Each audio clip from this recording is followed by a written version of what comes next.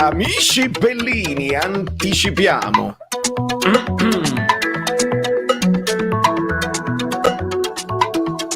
Anticipiamo perché lo meritate. E perché tengo meno che fare, insomma, diciamo quello che è. E quindi si può fare. La reaction è stata breve, veloce, voi l'avete vista. Se non l'avete vista, andate a vederla e poi tornate subito via.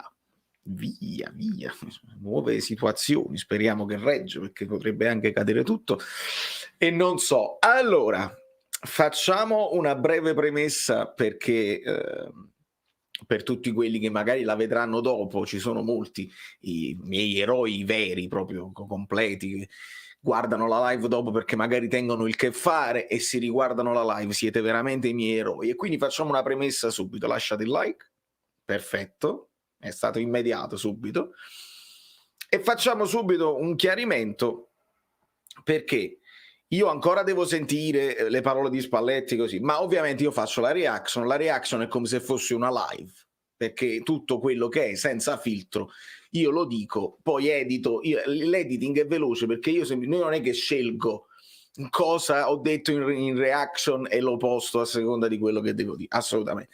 Vedo la wave dell'audio mio e quando parlo taglio e metto così. Quindi, l'atteggiamento. Oggi abbiamo questo, il titolo deve essere questo: talento e non atteggiamento, talento senza atteggiamento. Se io dico, se il retrogusto che mi lascia questa partita è importantissimo, poi ha perso pure il Milan, incredibile, non sapevo niente, importante tre volte, perché guadagni 2 punti sull'Atalanta, importantissima, guadagni quei 3 punti sul Milan, ma noi quasi non lo guardiamo, e dovevamo rispondere alla brutta partita con la Fiorentina, e quindi atteggiamento, era importante l'applicazione del primo tempo che ho visto e che mi è piaciuto molto. Poi ci sono delle prestazioni individuali da analizzare e le voglio analizzare insieme a voi. Poi ho visto proprio e voglio sperare che sia stanchezza e non altro, perché con un'altra con un altro avversario secondo me avremmo rischiato di brutto proprio, e spero che Spalletti lo sottolineerà. Se non lo fa in pubblico lo faccia in privato, a me non interessa, a me interessa che i giocatori che ho visto un po' più leziosi, un pochino più sai, ma tanto siamo forti, perché è un errore che il Napoli fa sempre, tutti gli anni, che siamo belli, ci piacciamo, il colpo di tacco, il velo, tutto bene, però dovevi fare 4-5 gol oggi, 5, per metterti a sicuro e per far riscaldare Osimhen. Questa è la prima cosa. Ovviamente dovete capire che quando uno fa un titolo, perché leggevo Massimo hai ragione, guardo di qua quando vedo Massimo, hai ragione, è chiaro che nel titolo io devo esprimere più o meno una sintesi. È chiaro che è un titolo molto forte, brutti, non siamo stati brutti. Il Napoli ha dominato nel primo tempo e non c'è dubbio, e ha dominato un po' tutta la partita. Nel primo tempo c'era tipo un 72% di possesso palla, però nel secondo tempo, sai, è un po', e poi lasci sempre di più. Poi quando esce Mertens già qualcosa cambia in generale, quando esce pure Zielinski qualcosa cambia proprio in maniera indefinibile, e quindi ecco perché mi esce il titolo. Non è che siamo stati brutti, però l'atteggiamento che ho visto nel secondo tempo è stato brutto. Ecco perché io vengo live questa volta e siete voi, non sono io che devo calmare a voi, sai, o Guido con il minuto di collera quando voi siete arrabbiati e devo riportarvi all'equilibrio. In questo caso sarete voi che mi convincerete che il Napoli non merita critiche e che è tutto a posto. Poi non lo so. Adesso noi leggiamo tutti i vari commenti, torniamo un pochino indietro nel tempo per fare dei saluti a chi c'era all'inizio, perché pure se lo meritano, StreamYard se lo merita, Forza Napoli, Putin, Vittorio, Mattias, erano molto molto loquaci, c'era Salvatore, Fammi vedere chi altro devo salutare. Ovviamente parlavate tra di voi e quindi giustamente si parlava, fallo inventato per esempio, ma dobbiamo parlarne anche dell'arbitraggio, perché veramente male, malissimo, e io voglio assolutamente parlarne, perché ci sono tanti spunti in questa partita, tantissimi, tutto voglio tranne che liquidarla. Grande reazioni del Napoli. Levitan, come prima cosa prenditi un caffè, facciamo finta che lo metto e ti ringrazio e me lo prendo, così magari un caffè dolce e mi calmo. Ma non è che sono nervoso, però sai, un pochino di... Grazie Alberto. E poi sull'arbitro pure potrai darmi lumi, io ho letto i tuoi messaggi, quindi sappiamo, so come l'hai vista e come la pensi, anche io ho dei dubbi fortissimi. A questo comunque arbitraggio che comunque continua a non convincermi, perché vedo cose che al Napoli vengono chiamate in un modo e al Bologna in un altro, ma questo è un altro paio, non solo al Bologna ma in generale in tutto il campionato. Leziosità, grazie Giulio, e arriviamo a leggere tutti i vostri messaggi adesso. Nel frattempo devo recuperare perché scorrono i messaggi, scorrono veloci. Grazie mille Giulio, ci siamo, 150? Bene, brava Polly, benissimo, benvenuti a tutti i moderatori. E che vi dicevo? Aggiungendo alla cosa dell'arbitro che non mi è piaciuto, denuncio con forza, anche, lo prende la mano in faccia a Rachmani, non c'è dubbio. Osimhen è stato espulso per molto meno, siamo chiarissimi. Osimhen è stato espulso per molto meno, però Rachmani fa la sceneggiata e io non la voglio vedere la sceneggiata dai miei giocatori. Ma quello, se non fai la sceneggiata l'arbitro non chiama il fallo, non vanno al VAR. Deve cambiare questa storia. Deve cambiare, perché io quando scorro Instagram e vedo i video del calcio in generale, vedo gente, chi era quella Jordi Alba nel Barcellona che prende un giocatore, gli butta la palla in faccia e lui proprio si rotola come se fosse stato colpito da un pugno di Mike Tyson.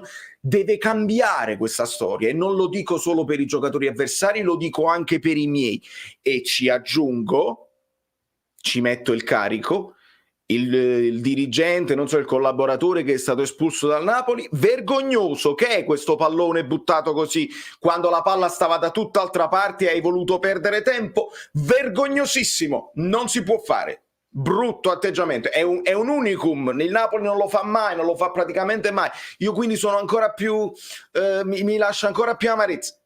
Dobbiamo essere diversi, tanto non vinciamo niente, non vinciamo comunque niente, almeno cerchiamo di essere diversi. Io così la vedo, bellezza, la bellezza.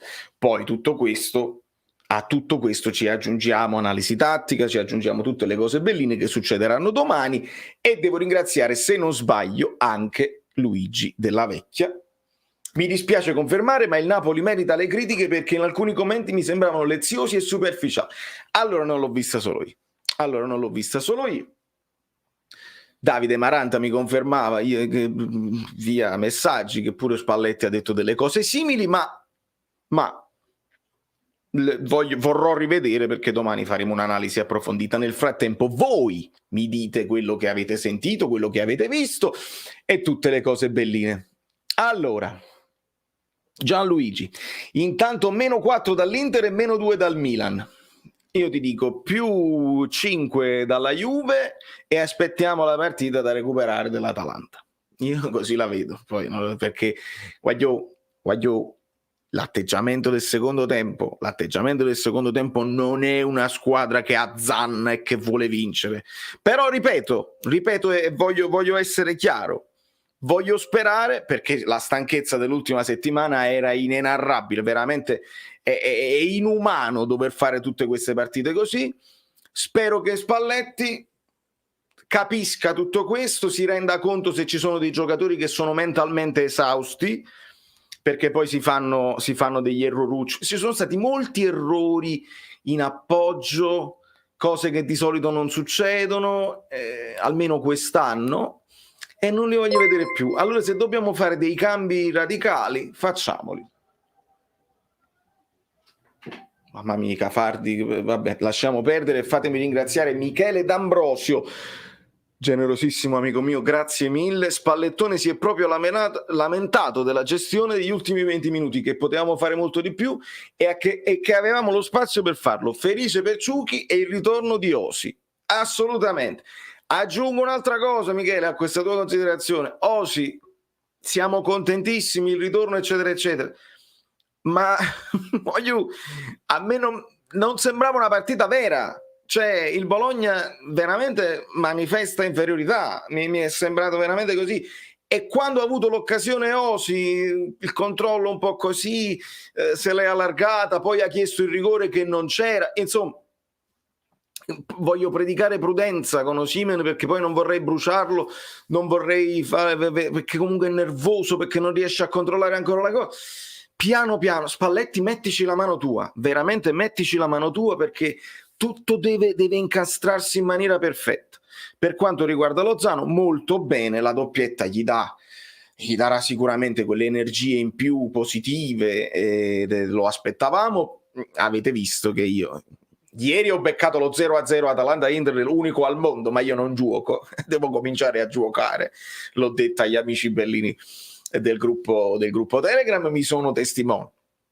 Ma al di là di questo, avevo beccato Lozano, perché in copertina per questa live avevo messo Lozano con la speranza che fosse proprio la partita sua, perché molti mi hanno detto ma tu metti Petagna in formazione, perché pensavo che Mertens dovesse riposare, invece Mertens sta vivendo una nuova giovinezza, continua a correre come un matto. Vabbè, e chi segna? Mi hanno detto giustamente con Petagna. Ho detto devono cominciare a segnare gli esterni, devono cominciare a segnare Lozano, Polità, devono cominciare a segnare gli esterni. E per fortuna lo abbiamo trovato, Maurizio Farias, sempre di una generosità incredibile. Al posto del caffè prendi una bella camomilla nella tazza Messico 86 e vedrai la prestazione del Napoli diversamente. Amico mio, grazie mille. La camomilla non mi piace, però forse probabilmente mi devo calmare, c'era la tensione evidentemente io per questo sto qua. Mo siete voi che mi dovete far cambiare idea con analisi e come si dice, motivazioni a supporto. Credo che la stanchezza sia facile da individuare e non la possiamo non tenere presente. Era troppo importante e ho avuto quella sensazione di paura nel finale di una partita che avevi stradominato, che controllavi 2-0, si deve chiudere, poi non hai capito com'è possibile che la palla noi abbiamo cominciato a riconsegnare la palla a loro, c'era questi errorucci in uscita quando loro veramente non avevano proprio nulla per riaprirla, e comunque c'è stato il palo. E comunque c'è stato il palo che avrebbe riaperto Siringa finale. Mamma mia. Allora, scorrono tutti i messaggi, scusate, sono andato un po' lungo, ma siamo in 340, questa è proprio la live dove io vengo, tutti si disiscrivono perché sono troppo critico. Fa niente, già devo dire quello che penso, quindi non c'è problema. E se siete nuovi iscrivetevi al canale, altrimenti disiscrivetevi, non fa nulla, però lasciate i like, altrimenti non li lasciate, non fa nulla, però lasciate i like, altrimenti così. 10 Eterna, arbitraggio ne vogliamo parlare, vergognoso come sempre, mancano anche 2 rigori, ma vabbè, noi siamo PNG, senza dubbio, sottolineiamolo ragazzi, sottolineiamolo quando si vince, così non c'è nessun piangina, sottolineiamolo, ancora male. Bobotta a volte pecca un po' di personalità. Non so se è personalità. Bobotta ha sbagliato 2 o 3 passaggi, non molto. Secondo me ne ha sbagliati di più Fabian. Però si nota ancora di più perché nelle ultime partite non sbagliava nulla. Siamo a percentuali tipo di 95% di passaggi completati, passaggi semplici, comunque si gira, non perde palla, non me la sento. Però anche lui quando ti sbaglia un paio di cose lo noti. River ovviamente, lo ricordo, tifoso della Salernitana e simpatizzante del Napoli o viceversa perché abita a Salerno, vivrà un conflitto personale, ti capisco amico mio, non sarà facile, ma noi ti saremo vicino. Tra l'altro la Salernitana adesso ha un presidente napoletano, tifoso del Napoli, e quindi alla grande proprio. E fammi ringraziare. Beh, può essere che questa cosa del presidente napoletano magari riavvicina le tifoserie, potrebbe essere una speranza vana, vacua, non lo so. Fatemi ringraziare però Tore Falanga con i pound, che in dollari sono pure di più, quindi ci troviamo con il cambio. L'ex giocatore ha corso più di Lozano, che nonostante 2 gol non mi convince ancora. Ho cambiato idea su Fabian, non al top ancora, potrei anche su di lui. Bobotta bene, a parte la palla persa. Allora, messaggio giusto, l'impianto del messaggio è tutto giusto, ed è giusto anche lasciarsi dei dubbi, no? Perché noi siamo tifosi e dobbiamo anche, a seconda delle prestazioni, senza dover per forza dare dei giudizi che siano definitivi. Noi diamo se diamo il giudizio alla prestazione di volta in volta o al periodo che un giocatore sta vivendo, non sbagliamo. Certo, è chiaro, ognuno può vederla in maniera diversa. Per esempio, io sono molto generoso con Elmas, mi piace molto, eccetera, eccetera. Oggi non mi è piaciuto, oggi l'ho visto meno sul pezzo di altre volte, nonostante l'assist, perché comunque Elmas fa assist e sblocca la partita. Oggi Elmas non si merita il mio elogio incondizionato, e quindi questo messaggio ha senso anche per questo.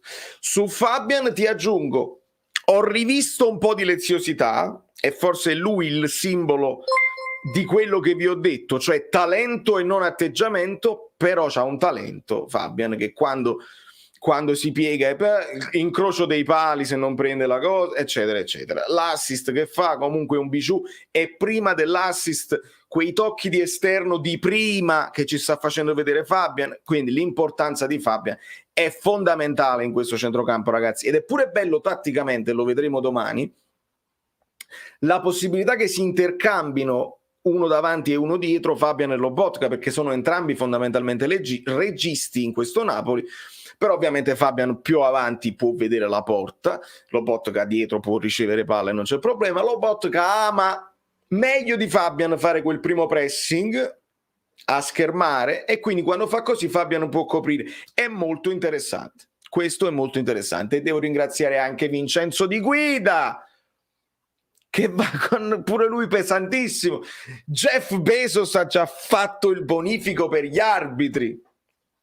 Allora Vincenzo, prima di tutto grazie mille, questa è pure una bolletta che inviate, quindi ce la smettiamo, ma io non sono stato autore, hai fatto tutto tu. Mi introduci il discorso di Amazon, e va bene, io poi vorrei sapere com'è che una notizia che riporta così nel 2026 è già pronto, cioè ma noi non sappiamo tra 3 mesi se stiamo in Champions o no, già il 2026 sono avviati. Tra 4 anni. Può mai essere una notizia che si verifica tra 4 anni? Quando 2 anni, cioè non sappiamo se saremo ancora sotto Covid. A me sembra un po' strano, però ovviamente sono quelle cose che affascinano i tifosi, perché quello c'ha fondi illimitati, eccetera, eccetera. E quindi ovviamente rimbalzano, e come devono rimbalzare, come è rimbalzata la notizia di quel tweet del Napoli che ancora io non mi spiego bene. I don't like this Napoli at all. Arriva Osimhen. Grazie Alessio per il tuo supporto sempre. Vedi, pure a te non ti è piaciuto. Speriamo bene, ragazzi, di Osimhen, Speriamo bene di Osimhen, perché ci servirà, e comunque anche stando, secondo me sta al 10% della sua pericolosità, comunque ho visto apprensione nei tifosi del Bologna, perché puoi fare la pallata, puoi alzargli la palla addosso, e quindi va bene. Mancano un centinaio di like, allora non parlo più.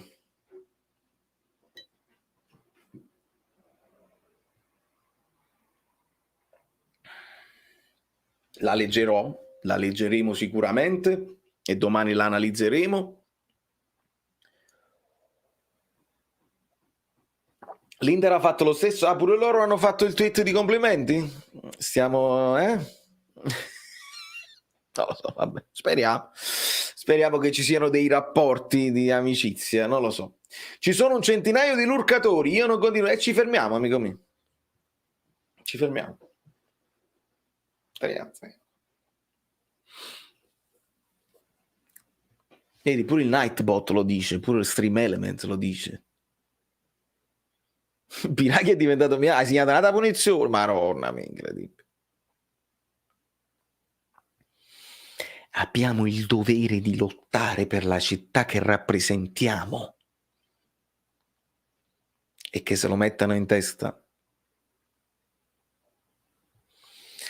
Non può essere un bel e semplice omaggio alla partita, sono poco malizioso. No, ma sì, può essere, semplicemente è inusuale, perché sai che Gregorio, io che ho pensato, voi stiamo qua, siamo su YouTube ed è evidente che molto spesso la voglia di like di alcuni utenti porta a volte anche ad esagerare in un senso o in un altro, anche nel senso opposto. Se voi andate a vedere sulle partite che non ti riguardano, no? Magari c'è un Milan-Lazio, trovi sempre un commento che dice da laziale complimenti al Milan. Benvenuto Davide, benvenuto Davide, benvenuto. Da laziale complimenti al Milan, benvenuto Luke Cor, benvenuto. Da laziale complimenti al Milan, oppure da interista complimenti a tutte le due squadre, così, o da juventino ho visto degli errori arbitrali, e quindi si mette quella cosa davanti come a dire guardate come sono sportivo, e arrivano i like, quelli là proprio facili, perché molto spesso si fa così, si esagera anche. Oppure al contrario, da napoletano l'arbitraggio è stato vergognoso, ci hanno aiutato, si esagera al contrario per ricevere come sei sportivo. A me è sembrato più un tweet del genere, perché poi sì, bella partita dove si sono a viso aperto, si sono affrontate senza gol, perché capita, no? Capita che tutti che si aspettavano un sacco di gol con gli attacchi che funzionano bene, senza gol. Una bella partita, arbitraggi così e così, ma non proprio da spellarsi le mani.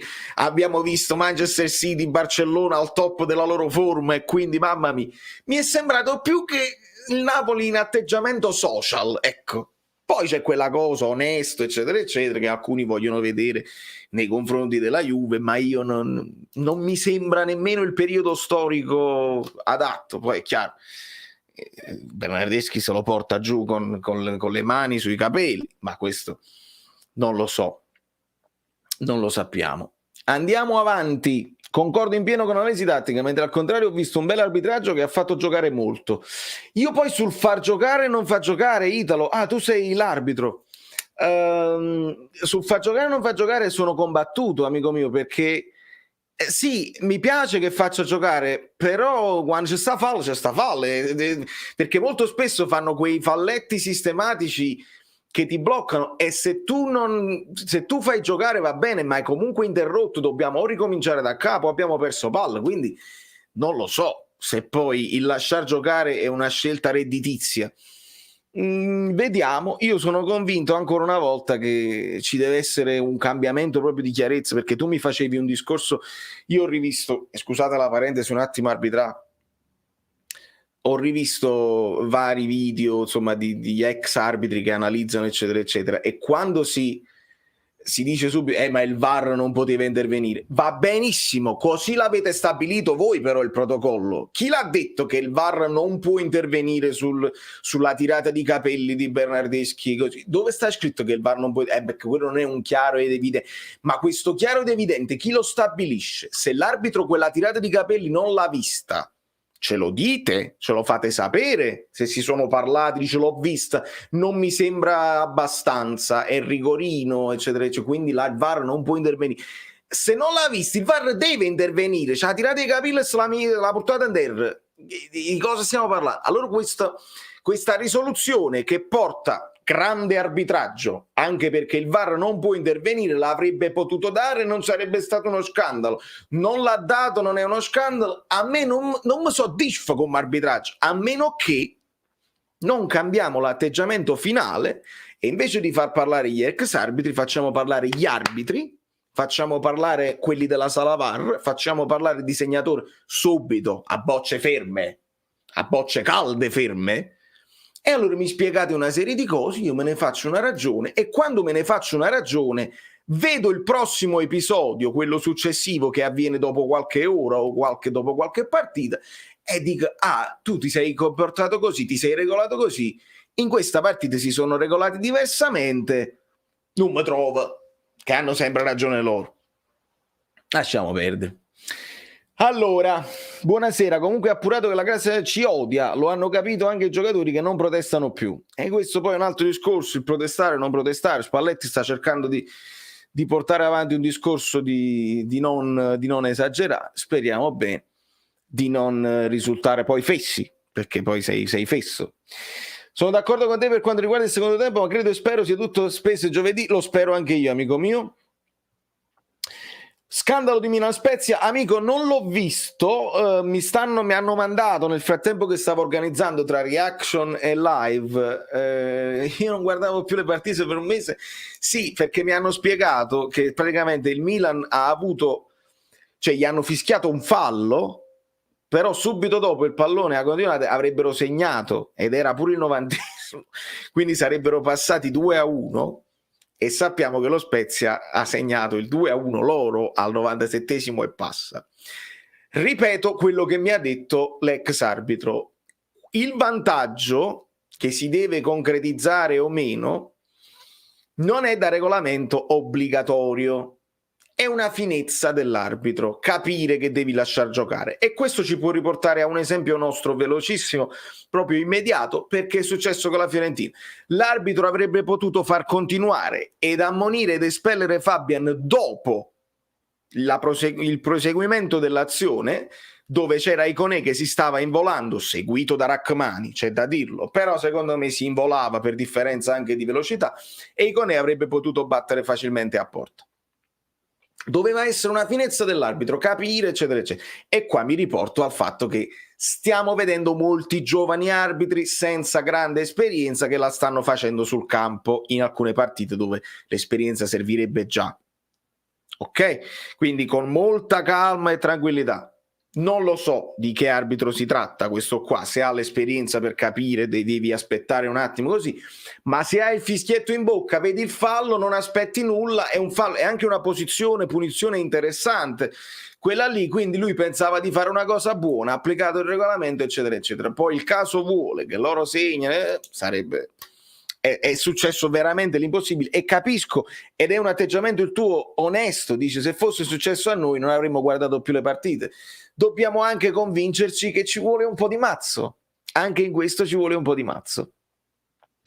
Sono stato molto colpito dalla grave indecisione di Meret sull'uscita. Pasquale, hai ragione, lì ho avuto una paura fottuta anche io, perché lui esce e sembrava in vantaggio, cioè sceglie bene il tempo dell'uscita, poi si ferma un attimo e poi riesce per accompagnare, insomma, così, e la palla era forse anche già uscita prima del tocco di Soriano, quindi doveva essere probabilmente calcio d'angolo.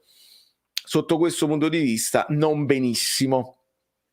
Transizione di incazzatura alle stelle. Elmas e Meret. Buonasera stampa boys, lasciate i like, iscrivetevi al canale. Fabiano e Bobotta stratosferici proprio nelle scelte. Osimhen wow. Fabio Messaggio, non mi trovo. Scarica tutto, tutti i messaggi sono volati. Gli arbitri la stanno facendo pure sul campo. Il vantaggio non è obbligatorio, ma oggettivamente quella Milano è un errore grave. Infatti l'arbitro se ne è reso conto subito. Infatti sì, mi hanno detto, Italo, che lui ha chiesto proprio scusa. E poi le cose sono andate come sono andate. Lo capisco che poi uno da tifoso del Milan si sente defraudato. Lo capisco tranquillamente. Volano tutti i messaggi. Saluto Marietto. Secondo me Meret ha avuto paura di fare rigore prendendo palla ma anche la gamba, e questo può essere, perché poi lì tu devi fare una scelta. Se ti anticipano per un attimo oramai sei in volo e rischi tanto. C'è andata bene così. Allora Enzo, ti sento critico, perciò ti chiedo, ma che partita è stata? L'ho ascoltata solo a tratti per radio, su Bezos sono andato un poco disgustato, infatti non seguo più nessun giornalaio. Lasciamo perdere, amico mio, il fatto di Bezos. Io devo commentare quelle che sono notizie tangibili e reali. Per me anche la notizia di Tagliafico non è una notizia se non parte. È mai possibile che il Napoli improvvisamente, con ritorno di Gulam, Mario Rui, Gulam e Tagliafico in prestito 30 anni, e ti vendi Malquit per far entrare Tagliafico? Non ha senso, non ha un senso logico avere poi 3 terzini sinistri. Ma lasciamo perdere. Ti ringrazio e ti dico che partita è stata. Partita stradominata dal Napoli, controllo totale, primo tempo 1-0 facile, e poi ho avuto la sensazione io che si poteva fare di più, si poteva tirare di più, si poteva essere meno leziosi e azzannare di più, perché questo Bologna era facilmente azzannabile. E invece poi 2-0 subito, la sensazione è che i giocatori hanno pensato l'abbiamo vinta, non c'è più bisogno di fare altro. Quando Spalletti è stato chiaro, devi arrivare sul 3-0 per sentirti un po' più tranquillo. Allora, sicuramente fisicamente abbiamo pagato qualcosa, ma non abbiamo sofferto se non nei finali di entrambi i tempi. Sì, io poi insisto ragazzi, io sono stato critico nell'analisi iniziale, però dobbiamo metterlo davanti il fatto della stanchezza, perché era una cosa impossibile, veramente impossibile fare tutte queste partite. E adesso arriva proprio la settimana tipo al momento giusto. Il problema in Milan-Spezia è che l'arbitro ha incominciato a chiedere scusa. Questo poi si porta a un altro problema appresso, perché un po' di bicarbonato, perché quando poi l'arbitro chiede scusa e ammette un errore, si può fare ricorso. L'errore dell'arbitro non è ammissibile, quelli per questo stare sempre zitti, che dice non ha visto, non ha visto. E qualcuno ora ci spieghi Milan-Spezia. Anche il Milan deve spiegare lo Spezia. SSC Napoli da brividi, dedica a Lucio Dalla. Questi per me sono i tweet che contano veramente. Facciamo un applauso a Aniello. Ci piace, bravo Napoli, perché poi non posso essere sempre critico. Quando vedo cose che mi piacciono le sottolineiamo. Lucio Dalla, uno dei bolognesi più famosi della storia come bolognese ed anche straordinario tifoso del Napoli, non so se era anche tifoso del Bologna, simpatizzante, ma Lucio Dalla ha sempre speso parole per Napoli città e anche Napoli squadra. Ci sono tantissime foto che lo ritraggono allo stadio con la maglietta del Napoli addosso, un artista immenso e anche una persona squisita, quindi bene, bravo Napoli ad averlo sottolineato. L'unico che si è salvato è Bobotta, e te lo vedi qua, vedi, guarda quanto è bellino. Bobotta, che grande scoperta. Elmas continua a non convincermi. Vittorio, ti ripeto quello che ho detto prima, io in Elmas intravedo un grande futuro. Oggi non mi è piaciuto proprio. Nonostante l'assist, oggi non mi è piaciuto. Mancano di nuovo un centinaio. Ma guarda come lurcano, Polli, ma intervieni subito tu. Nel frattempo devo ringraziare Virgilio Bandiera. Scorrono tutti i messaggi. Vediamo un attimo. Elmas veramente irritante, si nasconde mai nel vivo del gioco e non credo in una sua esplosione. Io spero ti sbagli, Adolfo, perché quello teniamo, è giovanissimo e se Insigne non sarà sostituito al mercato noi dobbiamo puntare su Elmas e Lozano, non c'è dubbio. Politano è un ass da una parte, Elmas e Lozano dall'altra, quindi spero che ti sbagli. Stavo anche abbastanza stanchi, senza dubbio, fino a quel momento avremmo fatto non 90%, sì, comunque un possesso palla incredibile. Allora, Milan e Spezia, ma come godo? Buonasera Marco Crei, non c'hai più il coso degli abbonatucci? Fatemi sapere, perché io lo so che YouTube ogni tanto fa gli scherzetti e qualcuno risulta non iscritto non per colpa vostra, lo so, perché perché io controllo tutto, controllo assolutamente tutto. Come mai devo ascoltare i telecronisti spagnoli che gridano rosso diretto? Vedi passeggiato su una caviglia? Ah, Francesco, lo hanno detto anche i telecronisti americani.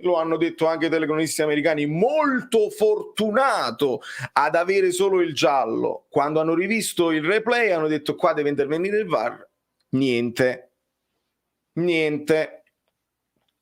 Una domanda a lungo termine. Un ass può essere il sostituto omologo di Lorenzo? Amico mio, secondo me questo è il pensiero del Napoli. Ovviamente un ass è mancino, quindi lui preferisce giocare sotto punta o magari partendo dalla destra. Sono due giocatori leggermente diversi.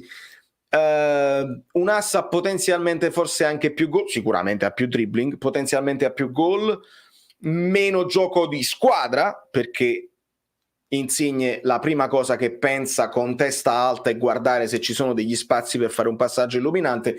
Un ass pensa che può scartarsi tutta la difesa, diciamoci la verità, e lo può fare perché ce le ha le caratteristiche.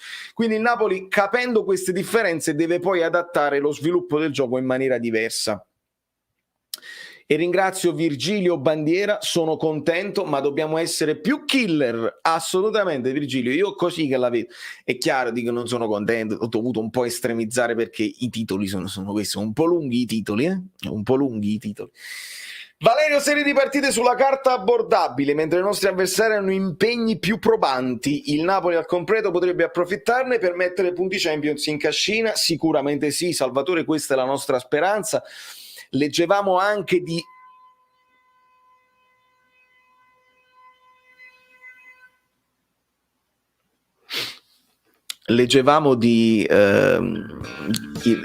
José Calcio.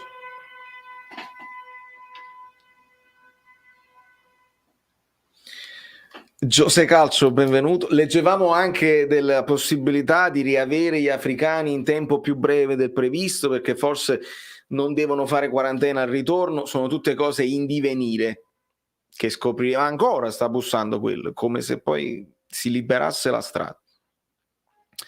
Il Leone di Montagna. Per me il Napoli stasera ha giocato una delle migliori partite della stagione. Adesso che rientra Osimhen possiamo tornare ai livelli di inizio anno. Leone, mamma mia, è come la vediamo in maniera diametralmente opposta.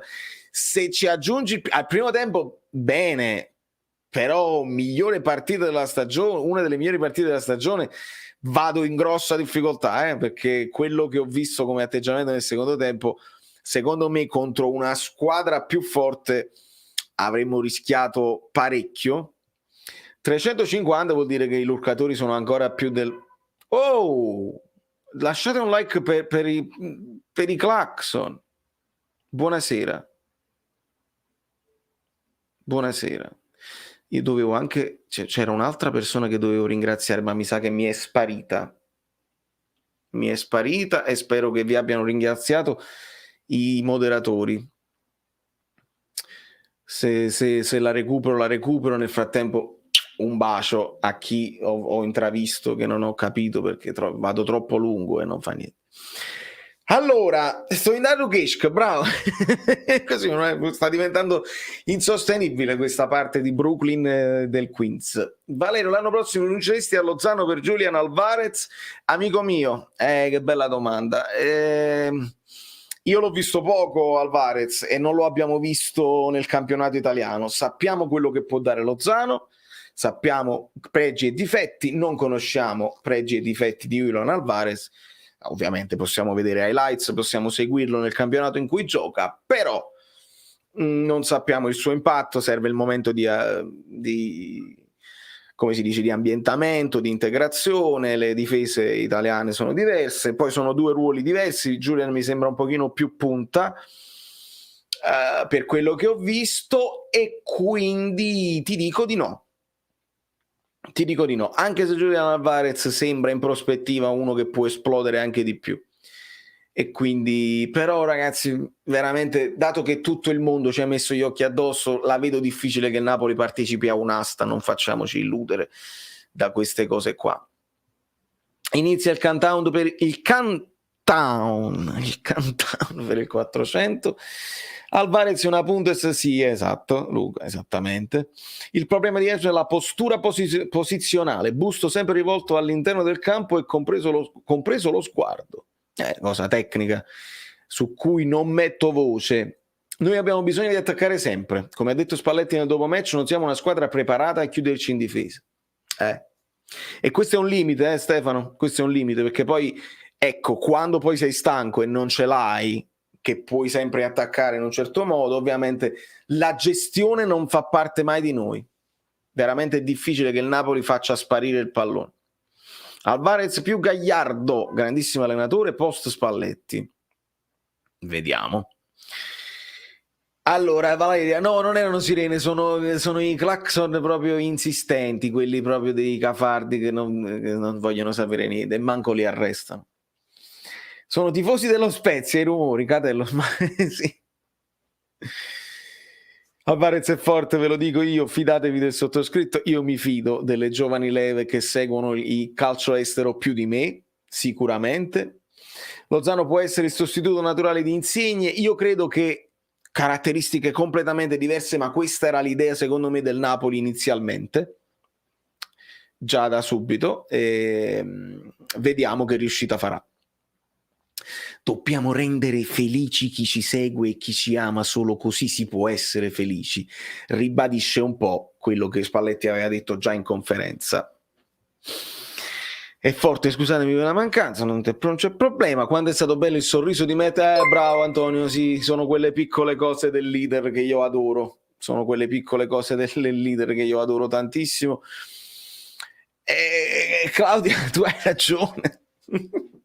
Hai ragione, è un cambio diverso, è un cambio, no? È un calcio diverso, che non lo so quali sono poi gli accordi con le cose. È chiaro che in maniera proprio tecnica io ti dico il Napoli potrebbe giocare sempre con la maglia azzurra, a meno che non incontri una squadra che ha la maglia azzurra, per esempio la Lazio a Roma, tu ti devi mettere la seconda maglia, così funziona.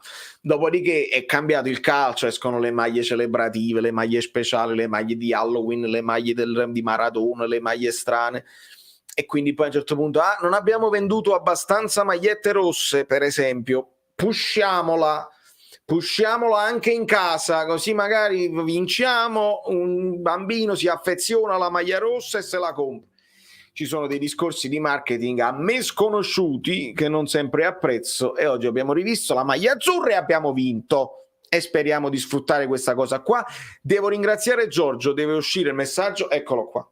Bezos compra il Napoli, bufala o pacco Amazon, eppure così uno la deve leggere, è un pacco di Amazon. Io ho detto una cosa quando dato che questa notizia di Amazon esce ogni 2 mesi, io dissi una cosa: Amazon sicuramente, Bezos, quello che volete voi, eccetera, eccetera, quelli che sono in charge, sicuramente stanno studiando l'ambiente calcio, perché stanno facendo le All or Nothing, stanno facendo queste serie TV che sono interessanti, e quindi stanno cominciando a capire un po' se gli piace, se è interessante, quanto c'è da guadagnare, perché non pensate che Bezos compra il Napoli perché è tifoso del Napoli e simpatizzante della pizza napoletana invece di quella romana rispetto a della... Se vengono è perché capiscono che possono, con un investimento adeguato, espandere il proprio impero commerciale, economico e finanziario e fare più soldi a Napoli.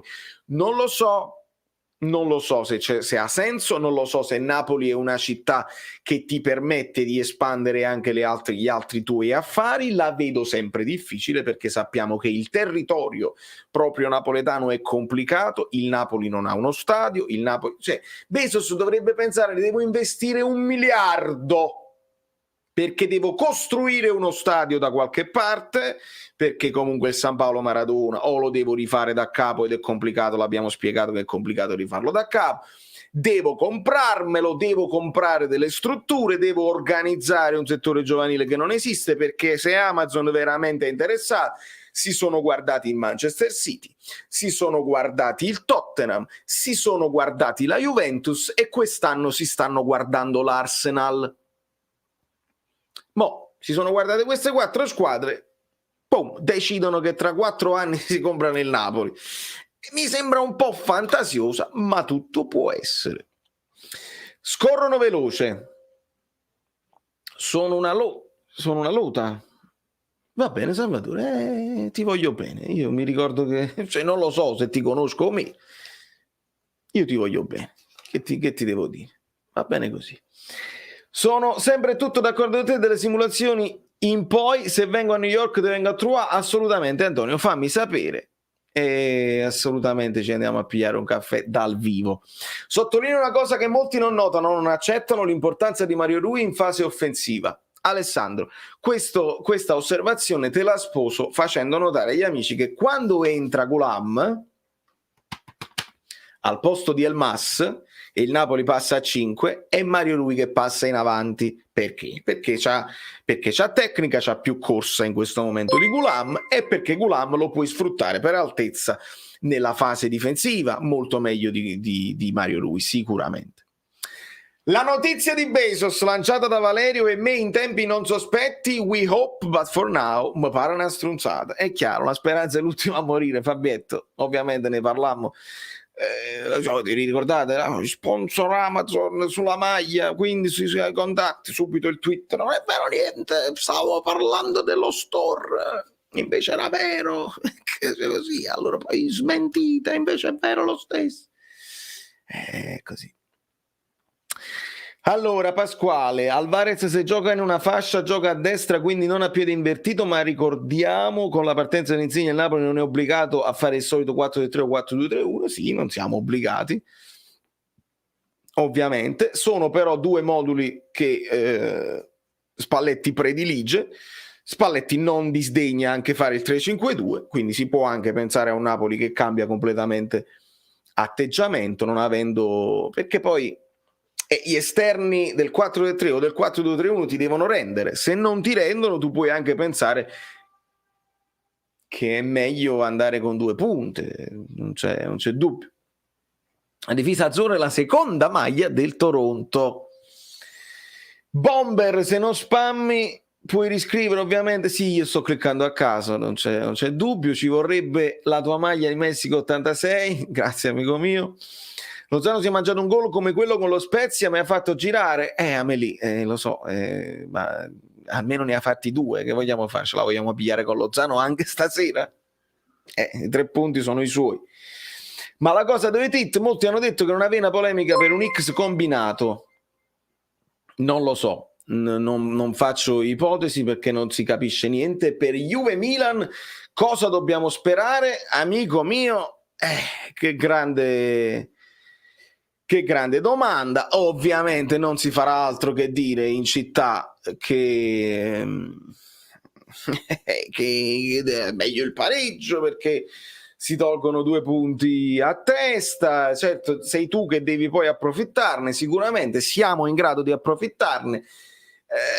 È chiaro, il pareggio fa perdere 2 punti a testa, quindi più che sperare in una vittoria, primo il pareggio, poi speriamo in una vittoria secondo me del Milan, perché io ho troppa paura di lottare punto a punto con la Juve per il quarto o il terzo posto, poi dipende dall'Atalanta.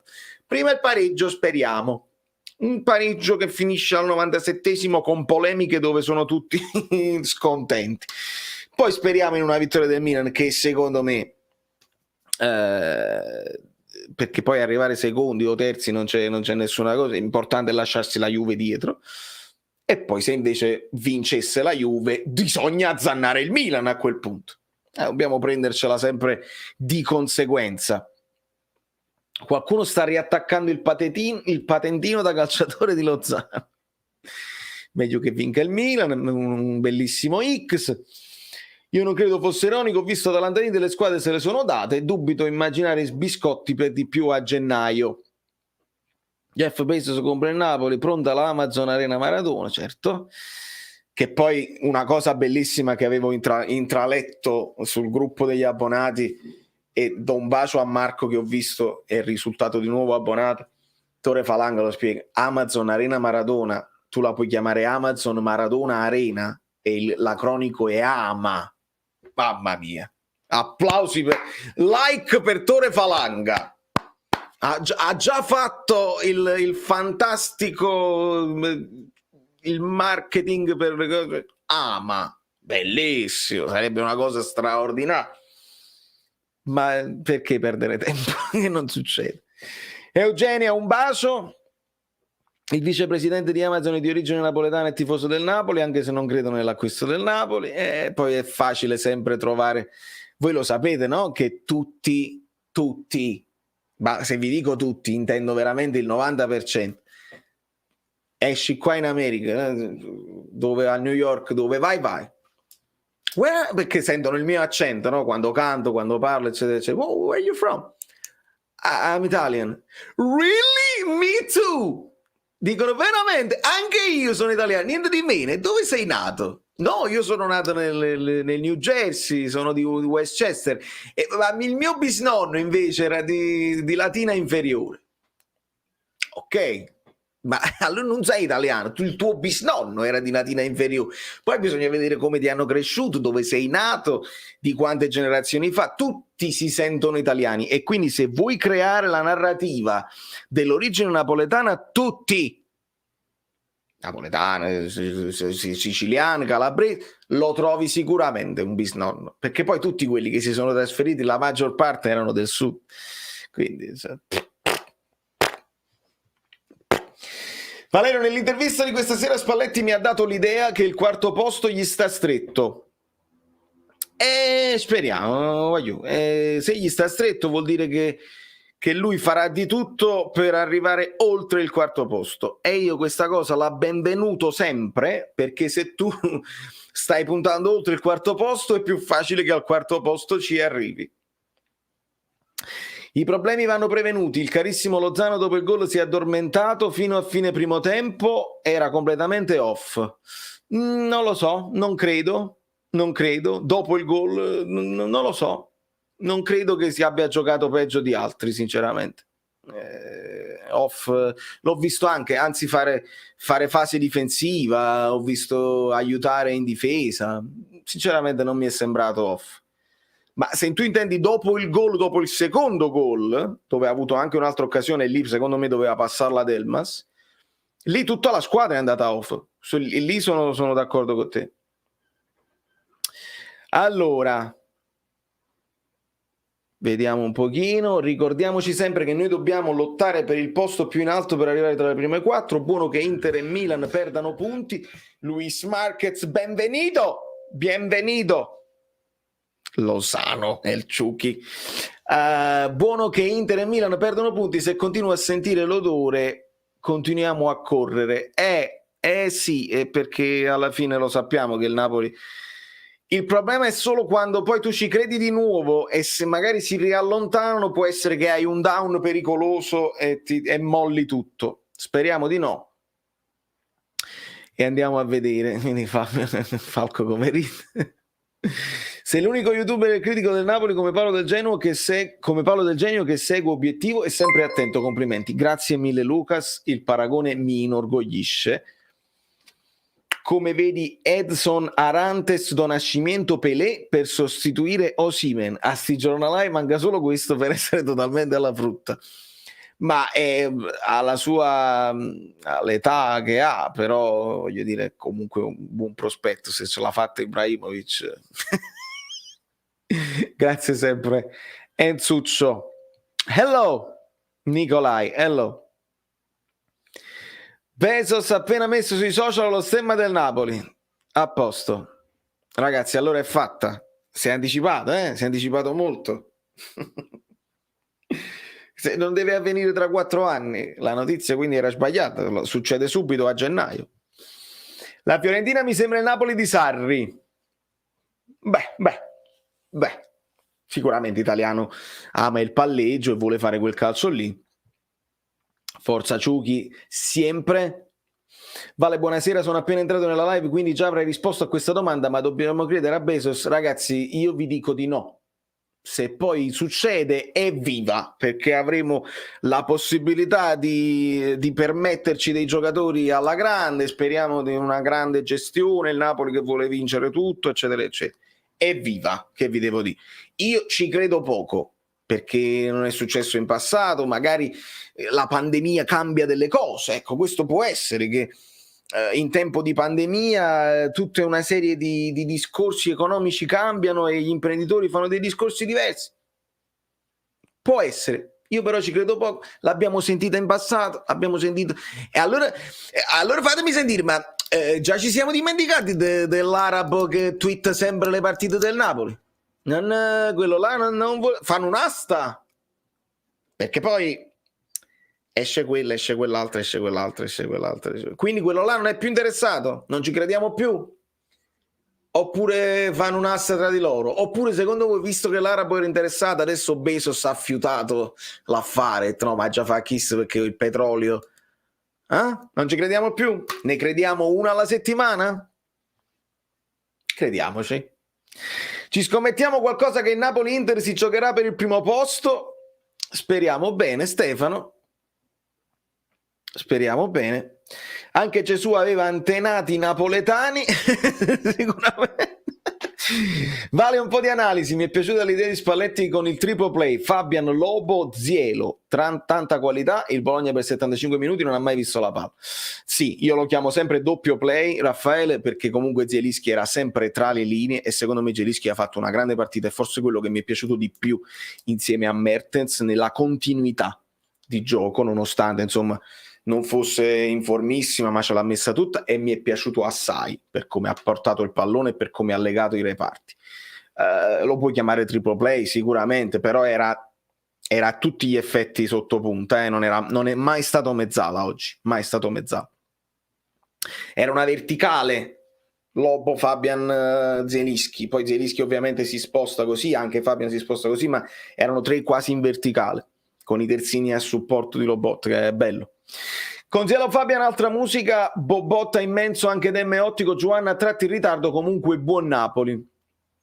Giovanna ha fatto delle buone chiusure e un paio di sbavature, un po' come tutti, lo stesso Di Lorenzo ha fatto la stessa partita, qualche buona chiusura e qualche sbavatura. Io dico che sono napoletano quando me lo chiedono, anche se sono di Caserta, più facile e la conoscono anche di più, anche molto di più. Questa è una risposta onesta, Giovanna, è una risposta onestissima. Molti lo fanno, anche quelli della provincia, eccetera, eccetera. L'importante, e non credo che sia il tuo caso, capita però ad altri, che uno non dice sono napoletano per atteggiarsi perché è più facile da ricordare e poi nell'occasione adatta io non sono napoletano, questi soliti napoletani. Non è il caso tuo sicuramente, ma alcuni lo fanno, insomma. Il Bologna meritava il rosso per la pestata sullo stenco di Ciuchi, sono d'accordo. Ciao Emanuele. Gildardo, oggi hanno dato a Lozano la libertà di giocare, questo ha fatto la differenza. Saluti dal Messico e scusate se sbaglio di ortografia. No, non sbagli. Fabio, dici all'amico, habla con l'amico. Habla con l'amico perché è perfetto. Il tuo messaggio è perfetto. Lozano stasera ha fatto un paio di recuperi da terzino puro, se a Di Lorenzo venisse un raffreddore, Lozano terzino destro. E Malquit non gioca mai. Bravo Mai. Ricordo che a Napoli dovevano arrivare i seguenti calciatori: Baggio, Del Piero, Ronaldo, il fenomeno, Romario, Bebeto. Sinceramente a me la bufala piace solo di mozzarella. Credete ancora nello scudetto? Lozano ha risposto: dobbiamo giocare solo partita per partita. Che ste? Sanno imparate che gonfiarsi poi la bocca di certe parole e poi ti capita la partita con lo Spezia e con l'Empoli non si può fare. E quindi sono più contento così. Ragazzi, un abbraccio a Careca che posta la foto della madre. Dispiace. Mamma è sempre mamma, è scritto. Vabbè, straordinario Careca. Straordinario Careca. Bellissimo. I viandanti ce ne sono, Penso di sì. Angela Torre, non ti avevo beccato finora. Ciuchi ha giocato bene. Hai visto Vale quando il calciatore del Bologna si stava involando verso l'aria e Lozano ha detto a Mario Rui non ti preoccupare, Momo Bechia. Sì, l'ho notato, bravissimo. Non lo so se era Mario Rui, non credo fosse Mario Rui, però, o forse hai ragione tu, non mi ricordo. Ma ha detto sì, tu vai a copertura che qua ce l'ho io, e poi ha scelto bene il tempo dell'intervento. Molto bene. Lobot che insegna calcio, è assurdo che lo scorso anno non giocava mai. Marek ha consigliato bene Giuntoli, alla faccia di chi lo criticava. Sicuramente Marek ha avuto l'occhio lungo, è proprio difficile che Marek insomma si esponesse così con un giocatore dicendo quello che ha detto. È chiaro, sono connazionali, quindi hai un occhio di riguardo. Ricordiamoci però Lewis che l'anno scorso Bobotta era 2 volte tanto, era 2 volte tanto, perché basta vedere le foto, non era una forma accettabile. Si è messo sotto, ha avuto la fiducia di Spalletti e adesso ci sta ripagando. Bezos ha detto che farà il ritiro sulla faccia nascosta della Runa. Perfetto, questi poi sono le cose. Bezos porterà pochi acquisti e io mi metto le cuffiette. Perché a questi livelli poi a finire che poi ci sono i feedback, poi esistono i feedback positivi e i feedback negativi, ma un feedback ce lo facciamo dare dal nostro, e dico nostro, Guido Gentile. Buonasera amiche belline, buonasera amici bellini, buonasera Valerio e fammi ringraziare di cuore tutti i capostazione d'Italia. Ok. Perché? Perché Zelinski è venuto col treno? In particolare quelli di Afragola. Bravissimo. Ciao Guido, che hai visto? Che hai visto? Credo che la nostra analisi si debba dividere, ovviamente è una divisione che poi trova una sua convergenza, quella che è l'analisi della partita e l'analisi generale del campionato, perché sto sentendo un'euforia che non sarebbe giustificata nemmeno sotto stupefacenti. Oggi era una partita delicata, non una partita difficile, non una partita importante, una partita delicata perché Napoli ha tutto da perdere, poi lo vedremo nell'analisi generale. È sembrato un Napoli col pilota automatico nel bene e nel male di questa squadra, non lo sappiamo. Nel bene perché quando gioca bene è la squadra che gioca meglio in Italia, nel male è perché non gioca sempre bene, sia all'interno del campionato che della partita. Quindi un primo tempo buono, ma anche tutta la seconda parte del primo tempo estremamente lezioso, con una bella chiave tattica, quella del play e mezzo, no? Nel senso che generalmente partiva Lobotto a basso, quasi andasse a prendere la palla tra i due difensori, e Fabian Ruiz era molto spostato sul centrodestra avanzato, anche se a volte entrava dentro il campo, quando Zelinski invece cambiava posizione. Questo nei primi 20 minuti ha creato moltissimi problemi al Bologna ed ha dato invece moltissime soluzioni. Mi è sembrato Napoli più veloce e non solo per la mancanza dell'illuminato. C'è vita quindi anche senza l'illuminato. Però poi siamo stati come sempre leziosi, sempre con questa convinzione da un lato giustificata, da un lato ingiustificata perché sei in Italia, che dice sei più forte quindi la vinciamo. Secondo tempo, a parte quel gol fantastico alla PlayStation, no? Chiamiamo così, però maluccio, dobbiamo capire se nel corso del proseguo del campionato se è perché quello che facciamo spesso, poi vediamo i meriti del Bologna, perché per esempio con l'Inter noi ci siamo sempre dimenticati che andammo in vantaggio e abbiamo fatto lo stesso primo tempo del secondo tempo del Bologna, abbiamo permesso all'Inter solo che l'Inter ha più qualità e ti ha fatto 3 gol. O è stato il fatto che il Napoli aveva 4 partite e il Bologna una. Questo è giusto ricordarlo, è giustissimo ricordarlo. Perché non aveva manco la partita di Coppa Italia. E quindi su questo io mi rimarrei, non perché ho preso posizioni intellettuali, sai benissimo, molto nette all'inizio del campionato e per ora non devo chiedere scusa a nessuno, poi devo fare anche dei riferimenti su qualche singolo per dire. E quindi su quello però dobbiamo essere proprio per la stessa onestà che mi portò a dire non esistono le 7 sorelle, mi porta a dire mi sembrerebbe un giudizio inopportuno e tranciante, no perché siamo scadenti oppure no perché la nostra anche vediamo. La chiave tecnica nel secondo tempo Mihajlovic ha cambiato 3 uomini, ha cambiato modulo di gioco e soprattutto ha cambiato lo stare in campo e lì il Napoli soffre. Cioè quando il Napoli è una squadra che va uomo su uomo e se tu ti rivedi la partita, noi abbiamo questa difficoltà perché ve l'ho già detto quanto piacerebbe a Valerio e al povero zio Guido con voi fare proprio la lavagnetta tattica, ma non come la fa Valerio, non perché Valerio non sia bravo, far vedere con le immagini. Io ho proprio nei miei quaderni gli spostamenti dei giocatori, ho detto guarda qui, solo che poi bloccherebbero il canale, quindi qua dovete scusarci, non è né mancanza di amore nei vostri confronti e diciamo né mancanza di professionalità, anzi è uno scrupolo di onestà e di professionalità di rispettare le regole del web, ci tengo sempre a specificarlo. Però Valerio, che ha ormai questa abitudine, poi si rivede, vedrai proprio come andavano a aggredire continuamente sulla palla e noi non abbiamo trovato la chiave di lettura anche con i nuovi entrati, quelli freschi, no? Come Politano,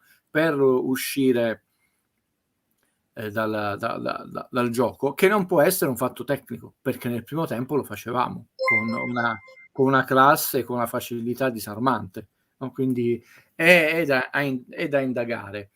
questo aspetto. Io ancora non ho capito perché, come dice il mio professore di filosofia, sarò forse uno scadente intellettuale prestato al calcio, e lui non dice scadente, lo dico io. Quindi non so cosa sa fare Elmas, però ho molta curiosità di vedere cosa saprà fare Elmas. Altra osservazione, personalmente continuo a pensare che le mozzarelle sono molto più buone a tavola che sul web, o le bufale se preferite, così si capisce meglio a cosa mi riferisco. Prudenza su Ghulam. Ci terrei a dire che almeno tra di noi, tra le amiche belline, Valerio, tutti i moderatori, io insomma credo che mai sia uscita una parola sul fatto che Ghulam sia un giocatore scadente, finito.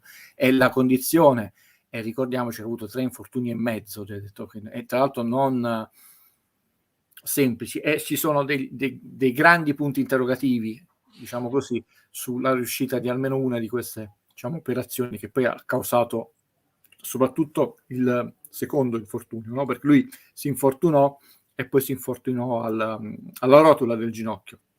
A volte ce lo si dimentica che lui era quasi tornato per la fine del campionato, l'aveva chiesto per provare a aiutare i compagni a vincere lo scudetto, e si rinfortunò non in campionato ma in allenamento. A volte la memoria fa brutti scherzi, però prudenza, vediamo quello che, diciamo, che potrà dare. Non mi metterei a fare queste gerarchie. Su Lozano è forte, sicuramente ha detto delle cose sacrosante che io condivido in pieno, come è giusto che sia per qualunque professionista, e tra l'altro per chi ha classe, ma le devi pensare e non dire. Questa è la cosa, cioè, è giusto. Cioè, ricordiamoci che siamo una squadra uscita 2-5 in casa con la Fiorentina, la coppetta, però se portiamo avanti questa idea che quella è una coppetta, cioè i giocatori, a parte lo stipendio, che ormai è qualificante, però vogliono vincere, devono vincere. Vuoi andare a vincere, vuoi giocare, quindi un po' di umiltà e coerenza col cervello. Questi attacchi, prima era buono, non era buono, mi sembra un giornalismo scadente che poi condiziona le persone. Portiamo sempre la discussione su un altro livello. Sul campionato, perché ho detto una partita molto delicata, perché dovevi solo vincere. La Juve ha 3 punti in più del girone rispetto al girone di andata in sole 3 partite, sono tantissimi, Valerio. Non 3 punti sulle prime 8, 3 in 3 partite. Poi adesso si assesta. Infatti ti anticipo una domanda che mi potete fare, o tu sicuramente con la tua intelligenza mi faresti: qual è il risultato? Un pareggio tra Milan e Juventus al 100%. Tu la devi vedere non in prospettiva a noi, è perché se la Juve vince sarebbero altri 2 punti in più rispetto al suo girone. Se perde il Milan sarebbero dei punti in più. È giusto che loro confermino, tra l'altro, un pareggio che era già favorevole, diciamo, al Napoli, perché il pareggio... Vedete, amici bellini, l'importanza di Guido Gentili, perché io ho dato la stessa risposta tua, ho detto il pareggio prima della vittoria del Milan e poi in ultima istanza la vittoria della Juve, ma Guido ve l'ha spiegata anche proprio a livello di numeri. Non solo perdono 2 punti entrambe rispetto alla corsa generale, ma non facciamo il paragone con la nostra campionato, è il paragone con loro stessi, che è un girone che non devono migliorare. Straordinario. Perché invece noi siamo 2 punti in meno, ma sono 2 punti in meno, diciamo, un ottimo sacrificio, no? Perché abbiamo comunque il vantaggio dell'eventuale arrivo con gli scontri diretti della Juventus, però sono 2 punti in meno, nel senso che metti che la prossima partita fosse Spezia-Napoli, facciamo un esempio, e il Napoli andasse a vincere, quindi avrebbe 3 punti in più rispetto al girone di andata, 3 meno 2 avremo solo un +1, quindi andremo a quindi Bologna e Salernitana non è che si deve vincere come le scalette, le griglie, come si chiama, adesso si deve vincere perché tu non puoi andare ulteriori punti sotto rispetto al girone di andata. In questo 39 momento, che hai fatto. In questo momento nell'incrocio tu non ne hai più 39 potenzialmente, ne hai 37 e la Juve ne ha 3 più. E quindi quel famoso, quando io ti dico il sorpasso ai box, tu non devi arrivare a quel momento che poi succede il sorpasso ai box. Quindi calma e gesso, lasciate lo scudetto a chi se lo vincerà, l'Inter, poi tutto può succedere, ma io sono un analista, non tifo per le sciagure, lo sapete, non tifo per gli infortuni, non tifo per le malattie, quindi sul campo, sul potere politico, oggi c'è un rigore nettissimo su Fabian Ruiz, ma gli arbitraggi stanno diventando imbarazzanti, ma per mancanza di personalità. L'espulsione che ha preso il Napoli è un'espulsione ridicola, perché sulle prime e anche dal commento è sembrato effettivamente un atteggiamento antisportivo, e stare il primo, mi conosci benissimo Valerio, a condannarlo. Nella ripresa laterale, e poi dobbiamo dire l'onestà dei commentatori, e noi era molto diverso, ha semplicemente ridato il pallone al raccattapalle, che non l'ha preso ed è rifinito in campo. Quindi non c'è stata... no, questa non l'ho vista io. Sì, è importante vedere da più inquadrature. Lo sai benissimo che se fosse uno di quegli atteggiamenti, perché poi Sì, infatti il io mi Napoli sono schierato. non l'ha mai fatto, cioè lo sappiamo benissimo, la partita di oggi anche da parte del Bologna, dobbiamo dire, non ci sono state perdite di tempo, sono un paio di sceneggiatine stupide che dobbiamo eliminare anche quelle nelle mani, però rispetto al campionato italiano oro, Valerio, rispetto... No, è stato semplicemente quello, che non si sono presi, anzi era un atto di galanteria di darla al raccattapalle, perché dovete considerare, è molto importante della ripresa laterale, che le panchine non sono a ridosso del campo. Il Dallara adesso ha coperto la pista d'atletica con i tappetini, ma esiste ancora, e quindi c'è il campo, pista d'atletica, panchine. Che avendolo coperto con il tappetino che sembra tutto in continuità del campo, non ci fai caso rispetto al San Paolo Maradona o alle piste d'atletica come l'Olimpico, cioè. Quindi questo ci tiene a dire, e tra l'altro lo puoi ammonire, mi è sembrato un atto di vanità. Su Fabian Ruiz c'è rigore perché gli prende da sotto il braccio, se lo tira giù, comunque Comunque hai ragione, si ammonisce per la quando uno sì, allontana il pallone, non si ammonisce. Non è che l'avevi fatto più volte, la panchina aveva fatto ostruzionismo, era il terzo richiamo, primo tempo c'erano 2 falli, diciamo, di ammonizione non fischiati. Voglio capire, Lozano viene buttato fuori per quel fallo, il fallo su Lozano è da rosso, è proprio quello, è un fallo che non mi è piaciuto.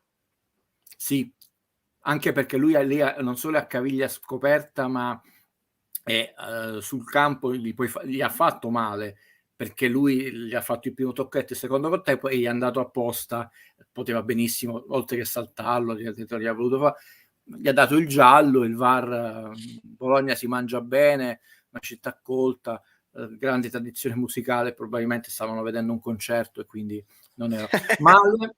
Permettimi però veramente il finale, perché tu hai concesso una palla a centro area che il Bologna deve mettere solo in porta e vai sul 2-1, poi non sai, perché puoi prendere un contropiede e vinci 3-1, puoi fare il 2-2, però c'è stato quella palla e quel calcio di punizione che sono state solo, dice solo 2 azioni, ma 2 azioni ad alto coefficiente di pericolosità. Calma e gesso, bisogna lottare punto a punto, e soprattutto in queste partite devi confermare il tuo punteggio. Infatti no, vabbè, questo un po' meno.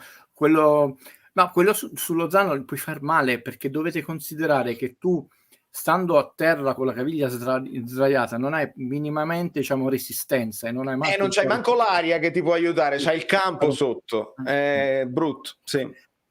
Queste, diciamo, per ora sono le prime analisi, credo, di buon senso, largo a domande, considerazioni, insulti. 2 cose. Ringrazio tutte le amiche belline e gli amici bellini che hanno avuto, insomma, la cortesia, la pazienza di vedere 17 minuti, come ha scritto una persona, ai 0,9 secondi del video arrivato in ritardo. Non vi voglio raccontare traversie di un povero essere umano, è sembrato una settimana sfortunata che ha ritardato, ma questo è un ringraziamento personale. Quindi vediamo che cosa adesso analizziamo tutti insieme. Allora, benissimo, ringrazio Amorra che ti saluta e dice: tu e Guido mi avete insegnato a guardare il calcio e il cinema con più competenza, grazie infinite. Voglio dare un abbraccio. Voglio dare un abbraccio a Michele che è in quarantena. Speriamo di farti un po' di compagnia, amico mio. Purtroppo ho molte persone, amiche che non conosco, soprattutto nel campo mio dell'insegnamento, che lo sono. E ho detto purtroppo, non per fortuna. Io ve lo dissi per gli auguri di Natale, e vi dissi non che vi dovete amare, non fidatevi di nessuno, sono stato molto serio, non fidate di quello che vi dicono in televisione, perché uno casomai dice no ma io ho fatto proprio quello che dicevi, no ma c'eravamo, no ma adesso è così, e ho detto non abbassate la soglia, è molto più contagioso di quanto uno non possa immaginare, e quindi ci dispiace che amiche e amici bellini, ma in genere tutti, è capitato a più di voi, no? Una sera eravamo nel multi-universo, Certo. e facciamo un po' di compagnia. No, mi dispiace molto perché è meglio evitarlo, però calma e gesso. Ringrazio Alessio Marigliano che offre un caffè a te, io poi me li segno e quando un giorno ci vedremo io vi farò una sorpresa dove perderò la faccia, ma sappilo. Ah, No, ma è in sospesa, perché poi capirai quando la farò per tutti voi perché è in sospeso, perché io ho 2 mani e non potrò fare, quindi mi sto inventando tutto un sistema per... Non vi voglio dire nulla. Benissimo, benissimo. Allora, nel frattempo io con questa nuova possibilità mi posso segnare anche i messaggi di prima, quindi non disperate, li prenderò il più possibile. Guido, cosa ne pensi del gol annullato al Milan? Hai avuto modo di vedere quella storia? È mai possibile che in Serie A esistano arbitri così mediocri? Fosse successo a noi, penso che staremo tutti in piazza a protestare. Bene, sono successe di ogni anche a noi, attenzione, e quindi nessuno al comune mezzo gaudio. Sapete benissimo che io sto facendo questa battaglia solitaria, quindi sono un pollo come al tavolo da poker sulla trasparenza. Io credo che sia un errore di precipitazione, che lì può essere dato proprio oltre dal carattere, dall'esperienza, tante cose. Infatti lui si era accorto, si è reso conto, in questo caso del Milan non possiamo parlare di malafede, di congiura, di complotto e anche di omertà, perché invece ci sono state dello stesso arbitro e ci sono già delle dichiarazioni. Ritengo sì, un errore. Pensate al Milan, no? Brucia, vai dal 2-1 all'1-2, no? Però ricordiamo quello dell'Atalanta col Napoli, non è che non ne abbiamo di esempi. Esatto, da come la vedo io, posso sbagliarmi, e come la vede Guido vorrei sentire i diretti interessati, quindi Guido non vi può aiutare minimamente, perché secondo me, se no farei, e non sono arbitro, l'ennesimo, millesimo arbitro che domani dirà 1000 cose diverse. Però in questo caso predicherei molta calma anche gli amici milanisti che giustamente non seguono la regola di Guido del minuto di malumore, stanno incacchiatissimi.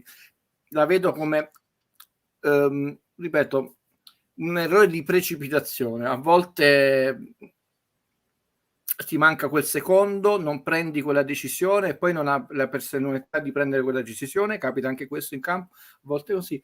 Però non mi è sembrato, ripeto, anche dal post partita una congiura. È uno di quei casi dove siamo, diciamo, più sereni.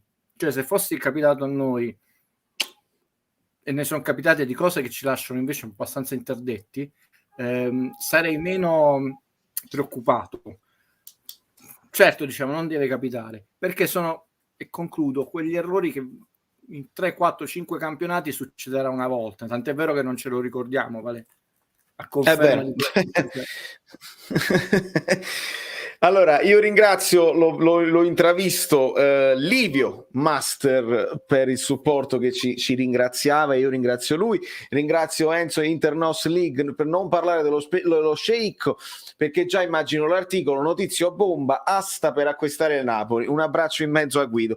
Ovviamente si riferisce al fatto che tutti non fanno altro che parlare di Bezos, e io ho ricordato agli amici bellini che si è parlato dello sceicco che ritwittava e adesso quell'altro che cambia la foto profilo, eccetera eccetera. Insomma, in qualche modo si devono fare i click, visto che non si vendono più i giornali. Guido, noi stiamo assistendo al cambio del cinema che si vede su Netflix, stiamo assistendo ai giornali che non si vendono più ma devono farsi cliccare. In qualche modo si deve fare, e sta diventando sempre più la notizia, che sia vera, veritiera o fasulla, basta che si fa cliccare, anche se deve essere criticata, fa gioco. E quindi mangiatela la bufala. Un po', diciamo, l'ho detto nel video del film che ho analizzato. Don't Look Up, esatto. Sì. Ti cito in diretta perché lo sapevo. Secondo c'è la statistica ufficiale dell'ente preposto, quella che ci ho scaricata, il paragone tra settembre 2000 e settembre 2001. Corriere Sera nel settembre 2000 aveva venduto, cioè tirato 162.417 copie, l'anno dopo 154.768, Repubblica 128.257, poi 103.310. Non ve le cito tutte perché, per dire, il nostro amato Mattino non sta in questa classifica. Al 15° posto c'è il Fatto Quotidiano che ha perso solo 1.000 copie. Per dire,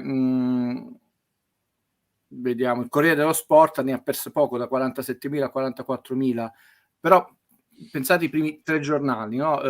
Corriere, Repubblica, la Gazzetta ormai è ampiamente scesa sotto le 100.000, l'anno scorso 99.645, settembre 2001 92.964 e la Stampa, cito solo le 4, dai 76.000 a 69.000. Cioè quando andavo a scuola io, Repubblica faceva 1,2 milioni, il Corriere della Sera faceva 1,9, cioè a metà degli anni 90. Io passavo dal giornale e poi ci abbonammo. Questa scusate, è un inciso per farvi capire, perché poi è un po' come il calcio, no? Che sembra che poi tu puoi fare 100.000 punti, tutti possono vincere questo scudetto. Cioè noi stiamo parlando che i primi 2 giornali più importanti d'Italia, abbiamo messo i primi 4, cioè non arrivano non alle 200.000, ormai non arrivano uno a 150.000 copie, gli altri a stento a 100.000. Copie comprese quelle digitali, scusa Valerio, non avevo fatto. È importante, sì. Questi sono numeri ufficiali, ti posso mandare sono problemi loro, noi abbiamo altri, io ho i problemi, ti potrei mandare i numeri della musica che non si vende più.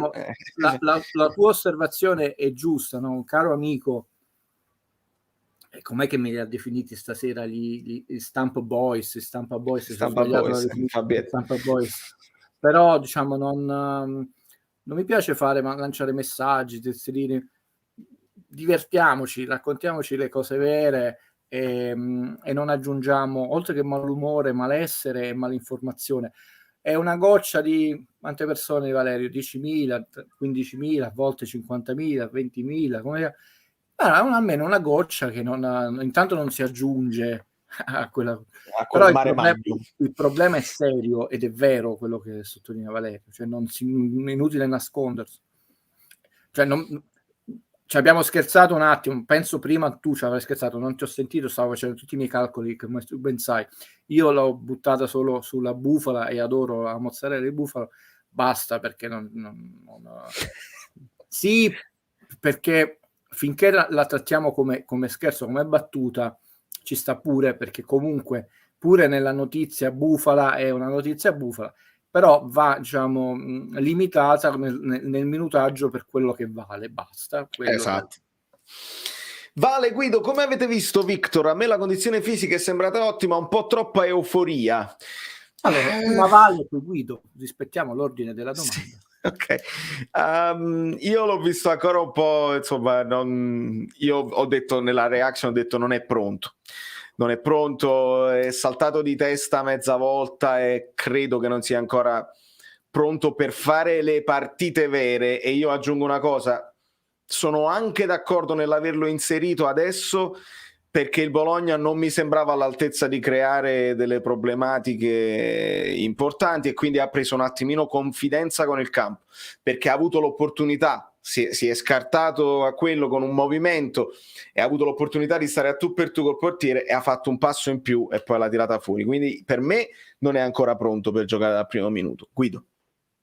Io devo dire che non per amicizia o altro, concordo pienamente, mi è sembrato molto in ritardo di tutto, probabilmente sia per la partita, che ripeto, quel fallo non c'è stato proprio, una partita di una serenità, di una correttezza, 19 falli in tutto, cioè in tutta la partita, Stiamo parlando di medie che probabilmente manco al Subbuteo, e quindi diciamo rischio calcolato, probabilmente Spalletti che lo respira tutti i giorni avrà sentito un'ansia, perché poi dobbiamo ricordare pure che il ragazzo è molto, oltre che il carattere, e quel carattere su un ragazzo molto giovane. Zelinski alla sua età era già freddo, il comandante, come lo chiama Carmine Martino, e lo cito perché è simpatico, Carmine Martino, ed è simpatico il soprannome. E sono concorde con te. Con un Atalanta e Verona oggi non sarebbe entrato. Sì, sono d'accordo. Allora, nel frattempo ci confermano che la Fiorentina ha vinto il primo set 6-0 e c'era anche, cosa dicono i numeri? La Fiorentina può rientrare per la corsa Champions, no, o semplicemente stiamo confermando la differenza che ci sta tra l'abisso? No. Cioè dovrebbe fare 50 punti e rotti.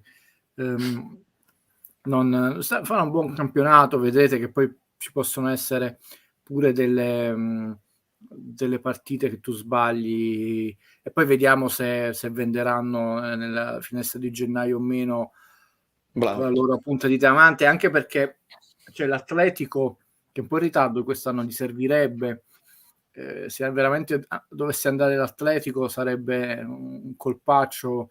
Aspettiamo noi. Io vi ho preparato una sorpresa per i primi di febbraio. Ho detto anche a Valerio, ho detto se ti farà piacere faremo una sorpresa molto, diciamo, scientifica, ma chiaramente sì. Quindi aspettiamo un po', però già se una tra È calcisticamente improbabile. Molto una tra Atalanta, Napoli e Juve dovesse andare fuori, ragazzi, è parecchio. Bravo, esatto, così va letta. Già se ne scende una di queste, oggi il Napoli ha 5 ufficialmente abdicato quindi mai lo aveva pronunciato, abdicato allo scudetto, per parole di Spalletti, cioè più volte nella breve e tenuta all'impiedi conferenza stampa ha dichiarato ufficialmente l'obiettivo massimo. in piedi? Sì, l'ha fatta in piedi, che vincere, cioè arrivare al quarto posto e giocare bene. L'ha ribadito, quindi se quindi non rientra nei piani societari, si vede che dall'alto gli hanno detto non ti è richiesto, quindi non vedo perché dovremmo parlarne noi. Quindi il quarto posto è una lotta dura, perché io non capisco niente veramente di calcio, ma il pareggio tra Inter e Milan per loro, che è lo stesso dell'andata, quindi l'Inter conferma gli stessi punti anche l'Atalanta e aveva fatto bene, però l'Atalanta sta andando meglio rispetto all'anno scorso, già ha punti in più con una partita non considerata, quindi senza il 3-0 a tavolino. L'Atalanta sta correndo quest'anno, quindi vedo che la gente stappa lo champagne per quel pareggio, quando dovrebbe dire buono, c'è l'Inter, si è preso mezzo scudetto con quel pareggio e l'Atalanta non ha perso. non si è depressa, non si è persa. Sì. Mario vuole il tuo hard disk mentale, immagino. E Francesco ci dice: signor Gentile, rispetto le idee di tutti, dico la mia, Lozano è indubbiamente bravo, ma non certo per uno dei top club ai quali ambisce. Sì, ma probabilmente come sempre mi sono espresso male. Intanto che belle queste frasi educate. Io non ho detto che è il miglior giocatore, io ho detto che è umano, è comprensibile. Spieghiamolo meglio questa cosa, ambire. Soprattutto quando tu hai, e dobbiamo dirlo, vi posso assicurare che io soffro molto più di voi messi insieme per tante ragioni, perché poi avere una buona memoria e avere un cuore servizievole, soprattutto se sei nell'ambiente napoletano, una gran fregatura, perché tutto lo vivi in maniera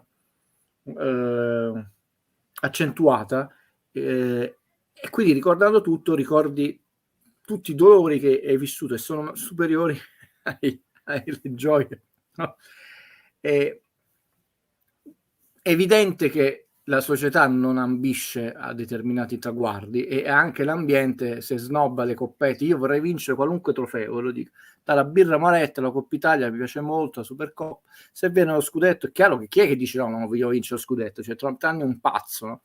Però questo snobismo, anche perché non è che se mai facessimo, è passato un altro mese, Valerio, questo famoso museo che era prossimo, ricordiamo quando è morto Maradona, poi lo riempi subito alla fine, cari amici e belline. Non so se voi siete stati a quello del Real Madrid, ma vedere quando io ero 12, ma sono 13 Champions League, ti deve fare una grossa impressione solo di Champions League, poi ci sono maree e maree di trofei. Quindi vogliamo fare un po' le persone vere, umili. L'amore, la gioia, le emozioni, la passione per questa squadra non è perché ma questa squadra non è uguale e va bene, è giustissimo. Uno non la vorrebbe cambiare con nessuno, va bene, è giustissimo. Però non ragioniamo quadridimensionalmente. Bravo. Allora, viene uno che è tifoso di un'altra squadra e viene a vedere quando mai si uscirà da questo museo, rimarrà più emozionato per la scarpetta Puma di Maradona, per la maglietta se la recupero di Vinicius, cioè, però di Coppa ha detto qua, tutto qua è, già sono finite, una stanzetta. Ecco, se uno nel cammin facendo una Coppa Italia in più, un'altra Coppa Italia in più, una Supercoppa in più, un Birra Monetti, una Europa League in più, e insomma incomincia a diventare, cioè, 2 stanzette servono là. Allora, queste cose qui. Allora, un giocatore poi dice: io voglio alzare i trofei, voglio farmi la foto che mi bacio la coppa, no? Voglio come... Qua io vedo che non c'è questa ambizione, e anche nell'ambiente, no? Coppette, tesserini, strappiamo cose. Cioè. Poi Torre la vorrebbe la stellina d'argento, che è proprio assolutamente, io pure perché era più veloce raggiungere i 10 della Coppa Italia con questa formula, che ripeto è uguale per tutti. Io ogni volta quando i miei colleghi dicono ma una formula troppo ho capito, ma non è che il Milan si fa 70 partite e il Napoli 5. Ti conviene in questi anni sfruttarla questa formula, che diciamo giochi 5 partite, butti il sangue e la vinci. Quindi, concludendo, tornando al fatto di Lozano, vediamo se sarà un top player, però lui che ha detto voglio ambire a qualcosa di più, può darsi pure che andando in un grande contesto tu tiri fuori ancora di più perché ti senti più motivato, più stimolato, però non è, sinceramente qua non ha detto nulla di così vergognoso, epocale, solo che ovviamente conviene lì l'imprudenza, poi certe cose, questi messaggi dirseli in società, cioè ti acchiappi il direttore, il presidente, il suo presidente, come fece Lavezzi, anche per ragioni di paragone delicatissimo che hai fatto. Ma, infatti Lavezzi, voi nessuno sapeva nulla dei 2 anni prima, no?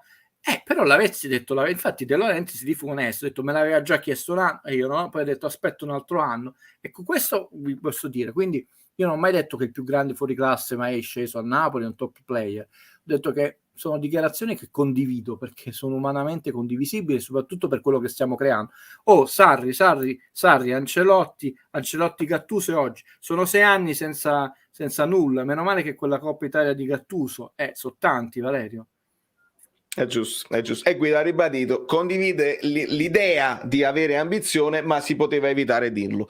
Doveva evitarlo. Perché è più poteva. incisivo nelle sedi giuste che non perché poi così ti esponi che sbagli uno stop e va a Real. Esatto. Lì sei buono, scarsone, fai 2 cose bene, il sito amico avete visto, infatti lui meriterebbe di giocare al Real, e si fa solo bordello e malumore, sangue, violenza verbale. Invece nelle sedi opportune dice io chiedo al DS di essere ceduto perché mi comporterò da professionista, ma non mi sento stimolato in questa squadra. Tu ne hai diritto, no? È chiaro. Claudio ci dice: ciao Guido, è una classe arbitrale mediocre per un campionato mediocre, figlio di una federazione colpevole. Tutto giusto. Tristemente giusto, perché Beh, Valerio, ma se dobbiamo fare gli applausi, poi un giorno lo capiremo, per una partita tutto sommato normalissima come Atalanta-Inter, siamo inguaiati. E sapete quanto io sia sportivo, io mi ricordo partite bellissime. Ma guarda, anche il primo Chievo di Del Neri giocava bene. Come no? Il Il primo 4-4-2 con le ali che volavano fortissime. non si capiva quanti anni avessero, questo è un altro problema, però giocava bene. Ripeto. No, per citare, quindi pensate, se quella è la partita manifesto del campionato italiano, pensate quanto fa schifo. Infatti ci sono troppe partite noiose. La classe sì, il Genoa che esonera il 20° allenatore e prende 6 pappine per ora, ovviamente si sta riportando ovviamente questa notizia, sono le chiavette. Italiano vince 6-0 col Genoa e parla della sconfitta 2-1 dell'andata col Napoli, ma chi sto vero fa? Ovviamente Fabietto, non potevamo sentire le dichiarazioni di Italiano, ma ti fa capire pure che evidentemente deve bilanciare, forse dovrà pompierare pure lui, perché staranno esaltando e staranno parlando di Champions per la Fiorentina, quando invece il Genova ci ha dimostrato di essere imbarazzante anche quest'anno, perché non è il primo anno che il Genova fa così. Allora, noi abbiamo questo problema che io vi ho sottolineato nelle nostre prime dirette quest'anno, che lo ribadisco e mi scuso solo per quelli nuovi, con le nuove, non perché sono diventato aterosclerotico, sembra veramente non interessare a nessuno, che la forbice come punti tra le ultime squadre e le prime diventa sempre più ampia, nonostante le banalità, le sette sorelle. Anche quest'anno la lotta sarà più difficile. Quest'anno ho visto che la lotta per la retrocessione è più agguerrita, invece fanno sempre meno punti. Dove quest'anno, io ho sottolineato, abbiamo un problema serio. Sembra che ci sono 3-4 squadre, non di più, già condannate, sono scarsissime. Detto scarsissimo con tutto il rispetto, l'educazione possibile, immaginabile, però dire che il Genoa è una squadra forte, ma anche come impegno, no. Sono Genova che nel corso degli anni preziosi ha sempre fatto queste operazioni di sciacallaggio, perché poi nel girone di ritorno proprio per un punto, partite anche oscure, si salvava, però gli ultimi sono proprio imbarazzanti. Società che fanno questo avanti e indietro per il paracadute, altro sciacallaggio che si è inventata la Lega, che non aumenta, perché non è l'NBA, non è il draft, non è il salary cap, non è che aumenta e favorisce il livellamento, la competitività, ma sembra, scusate, addirittura premiare lo schifo che tu hai fatto, e quindi è un controsenso e crea ancora di più una disparità poi in Serie B. Cioè, se voi ci pensate, tu fai malissimo in Serie A, come è successo in questi anni, come è successo pure per un par, cioè puoi fare un campionato indecoroso dove retrocedi con 21-22 punti, ti faccio il paracadute, quindi non è che dici fatto una buona Serie A, mannaggia, però l'anno dopo hai una situazione di vantaggio se non smetti con la Serie B, no? E quindi tu hai creato due situazioni di squilibrio, cioè è un capolavoro dell'idiozia. È la stessa cosa che noi sentiamo, e chiudo, perché poi se non la fare troppo seria, questo fatto sempre della sinistra italiana, del reddito, delle tasse. Il reddito lo ridistribuisci innanzitutto calmierando i redditi, perché fino a quando tu avrai situazioni dove hai super manager che guadagnano centinaia di milioni e liberi professionisti che non arrivano a 2.000 euro, ma che cosa devi distribuire con le tasse? Bello e buono pure che mi fai pagare il 10% delle tasse, per dire, non il 40, il 46, è ridicolo, sempre 2.000 euro guadagno. Vale, cioè quando mi presento in banca io che ho 100.000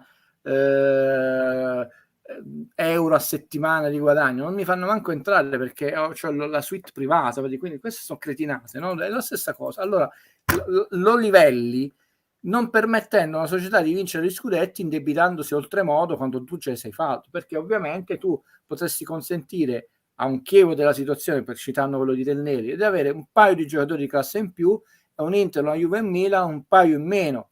Comunque non lo vincerebbe il Chievo, l'Atalanta, l'Empoli, lo scudetto, però non avresti queste situazioni. Cioè non hai gli scudetti, si vincono a 90 punti, quando si vincevano 82, 83, 84 dicevamo tutti quest'anno la quota era alta. E ti salvavi a 40 punti, vale 40-41. Adesso ti salvi con 34 quando li punti. Quando No, li fai? non servono più 40. Un anno solo ci si è salvati con 38, ve lo feci vedere. Ma poi c'è una... quindi la frase dell'amico Bellino, nella sua tristezza, perché poi purtroppo non è che ha detto una frase che ci rende felici, però è vera. Non l'ho visto tanto contento il mister oggi durante l'intervista, però quanto mi piace come comunicatore, ci dice Raff. Ma quello che vi ho detto io, comunque capiremo, e qua rimaniamo sospesi, ma per onestà, se continuiamo a fare queste prestazioni all'interno della stessa partita discontinue, oggi questo calo era figlio effettivamente della disparità, 4 partite rispetto al Bologna che avevano giocato uno potrebbe dire però così loro non erano allenati, però tra l'altro 4 partite di cui una in Coppa Italia in 9 perché poi il Napoli ha giocato 134, hanno detto 120 minuti, in realtà no, il Napoli ha giocato 134 in Coppa Italia perché devi considerare i recuperi, quindi si è aggiunto come se fosse un terzo recupero, vale? 134. Allora, nel frattempo Mario ci aveva spiegato, oltre all'hard disk esterno che aveva fatto 2 messaggi, dice proprio anche tutto l'archivio dati che Guido aggiorna su tutte le statistiche, campionati passati e tutte le cose. Da tanti anni. Ecco perché poi, amico Bellino, mi posso non esporre con molta serenità a dire certe cose, perché quando tu le studi e a un certo punto su 15 anni tu vedi una simmetria perfetta di certe cose, allora o impari, perché se non impari sei o deficiente o corrotto, perché non puoi negare un'evidenza, non è scientifica perché questa non è una scienza come un'equazione matematica. Alcune sono scientifiche, il minutaggio per esempio che ci viene quello ci tengo molto. Questa gara chi si compra il Napoli mi sembra quella che hanno fatto per comprare Insigne, la stessa gara. Non so, dobbiamo incominciare a dare le stellette ad alcune, questa è già da 3 stelle questa affermazione. Questo è il commento memorabellino di diritto di Francesco. Sì, do un mio personale. Ci sono un po' di messaggi anche sulle prestazioni individuali che mi piace. Fabian è fondamentale per il centrocampo che altrimenti risulta meno consistente e meno preciso. Sì. Vedi, per esempio, qui ci può stare il riferimento, lo saluto, lui sa chi, com'è che li chiama, Stamp Boy, perché Lozano e Fabian sono stati massacrati da Stampa e tifosi un po' troppo condizionabili. In realtà con la Fiorentina, cioè Fabian poi non ha fatto nulla di grave, ha preso una munizione molto leggera, la prima, e il secondo ci sta, è un fallo tattico, poi non è neanche cattivo. Lozano era entrato con la voglia di speccare il mondo, stava andando pure Benin, probabilmente Spalletti ha detto proprio a fare un mismatch, a metterlo su quest'altra fascia, e non era stata male, no? Perché mi può far andare esatto. Lui ha fatto quel controllo superficiale, ma dovete considerare anche una persona che non gioca da tanto tempo. Lui l'innominato dobbiamo ringraziare. Chi stava in quarantena col Covid a casa sua a 7.000 km di distanza, si è preso un aereo e non si poteva vedere nessuno, viene messo in campo con le gambe molli e ti sta anche andando bene. Ha fatto un controllo sbagliato, ragazzi, cioè, non è che è andato a riprendersi la palla, ha sbagliato il tempo di entrata, perché ha sbagliato il tempo di entrata, non è che era il famoso fallo di Totti in Coppa Italia a Balotelli, che tu sei frustrato, gli fai quel calcione, scorre. Non è, certo, è stato un intervento duro, però sono stati massacrati. Hanno bisogno di entrare in forma, e devi entrare in forma giocando, e quel povero Cristo di Valerio Fluido, un altro imbecille come me a questo punto, nella sua formazione li aveva tranquillamente messi, spiegandoli, detto nella logica, ma bastava un minimo di logica, detto che sicuramente sarebbero partiti titolari, e sono partiti bene, perché Fabian nel primo tempo bene. Fabian, l'arbitro gli ha tolto un gol, più del palo, lui aveva tutta la porta, ha dovuto scattare l'arbitro, ha perso un tempo di gioco sul tiro. Se l'è marcato proprio, se l'è marcato. Perché il secondo ha dovuto un po' recuperare il passo e dove è andato a mettere all'incrocio dei pali. Quel palo oggi era benedetto per tutte e due le squadre. Però mi è sembrata una critica feroce e spero solo presa dal malumore e non dal minuto di collera, diciamo. Quella in settimana, e invece abbiamo bisogno, anche perché ci eravamo dimenticati come stava giocando Fabian prima dell'infortunio. È giusto, e rimanendo sempre nel discorso del centrocampo, con il ritorno di Anghissà ora si può far fuori Lobotka, che bello avere questi problemi, e questo è un po' quello che dicevi anche tu, Guido, no? Non ci dobbiamo Esatto, creare... all'inizio delle nostre chiacchierate ho detto, noi abbiamo bisogno di aggiungere tutti e impensabili, come quelli che le vogliono vincere tutti, 11 finali, almeno un giocatore per reparto. Individuiamo Rachmani, mi permisi di dire, e poi insomma purtroppo però abbiamo perso Manolas, però il Juan Jesus anche oggi ha fatto, vedete, tu queste partite dovresti poterle vincere con Juan Jesus invece di Koulibaly e farlo riposare. Avevamo individuato uno tra Lobot e Dem. Io dissi Lobot, ma è possibile che Marek Hamšík ha perso una topica così grossa, uno che non solo ne capisce di calcio ma è molto serio, equilibrato come ragazzo, non è che si sbilancia per superficie piaggeria, e stiamo vedendo che ha personalità, e un altro in attacco ne abbiamo bisogno come il padre. E quindi intanto perché le partite saranno tante, abbiamo Cagliari, Inter, Lazio, in mezzo c'è il Barcellona, quindi quelli 20 giorni vedi se non ti serviranno tutti. Sto vedendo tantissimi messaggi, li sto mettendo con la stellina tra i preferiti perché vorrei prenderli tutti. Possiamo dire che se il fallo di Lozano era da rosso, quello che ha subito oggi era da nero, era da cartellino allora, nero. Ci tengo a specificarlo ancora una volta, perché questo messaggio deve essere molto chiaro su determinati falli. Essendo maradoniana, è un vero sportivo come mi ha educato mio papà, è impensabile che una squadra non prenda anche un infortunio all'inizio del campionato. Quelle sono quelle cose, vinciamole tutte, con qualunquismo. Però io non tifo, si è fatto male. Mi è dispiaciuto che Chiesa si è rotto il ginocchio. Poi mi sta antipaticissimo come calcio, quello è un altro discorso. Però umanamente, veramente mi dispiace che si è fatto male, come qualunque calcio. Quindi per lo spettacolo, per la sportività, e fatemi dire, per un minimo di orgoglio e vanità, io preferisco vincere contro tutti gli avversari al massimo, e così dice, ho vinto. Quindi, e chiudo, quando ci sono dei falli, a prescindere dal risultato, perché adesso non l'espulso, no, non mi interessa niente, che veramente possono, perché io sono figlio di Buriani e lo vidi in diretta, voi non ve lo potete ricordare, che era un giocatore del Napoli, gli entrarono, gli spezzarono la gamba, manco fu, e non ve lo andate a vedere su internet, ed è comprato dall'Odic, distrutto una carriera. Sono quelle cose che oggi i giornali direbbero, queste immagini sono tremende. Io sono figlio di Gococea di Maradona, e quello lì poi ne abbiamo analizzato nel documentario. Ho detto, allora oggi sono un po' più severi, hanno parastinchi, hanno fasciature, perché quando però io sono sempre molto preoccupato quando ci sono dei falli che sono realmente pericolosi, che ti possono far male, e veramente molto spesso c'è qualche divinità, come nell'Iliade, che c'erano gli dei che si spartivano le due fazioni, no? E quindi proteggevano i loro beniamini, che proteggono. Quindi meno male che quando non si fanno male. Quindi quello, per chiudere, il fallo che ha subito Lozano quest'anno, con la sua nazionale, non è un fallo aereo che tu dici un cazzotto violento, perché tutto sommato una piccola spinta.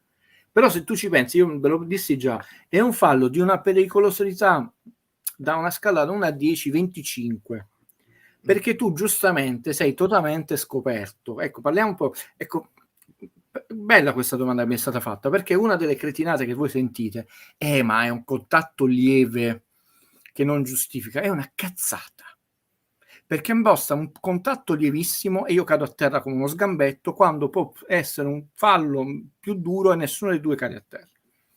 È la dinamica dell'intervento che può portarti a perdere l'equilibrio o meno, come non la dinamica dell'intervento che ti può portare a subire veramente un fallo grave. Perché Lozano si fece male? Perché subì una spinta alle spalle e lui giustamente stava andando verso la porta a far gol, non può vedere, quindi è come se tu hai gli occhi chiusi, ti tirano un cazzotto nello stomaco, ti fai un male boia, se tu lo vedi ti chiudi, ti giri, puoi fare gli addominali, la stessa cosa. Lui cadde malissimo e la sfortuna volle che poi gli hanno preso la faccia, eccetera, ma il contatto sull'occhio, eccetera, che è un contatto, è figlio di una spinta che poco più non è vero, quella, poca roba. Quella che prese Berami nella Supercoppa di Pechino era molto più forte e più evidente, non sfruttato nulla, per dire. però è in corsa, non lo vede arrivare, non se la può immaginare e ovviamente va a terra, poi va a sbattere sul portiere e quasi perde un occhio. Poi meno male che non ha perso il fastidio. Pensate se avesse perso un occhio, allora tu lì che cosa devi dire? E i mille commentatori ma non era lieve, porca miseria, e quello era lievissima quella spinta, ma quella spinta lieve rischia di farti perdere. Infatti non fu dato neanche rigore in quell'occasione. Clamoroso.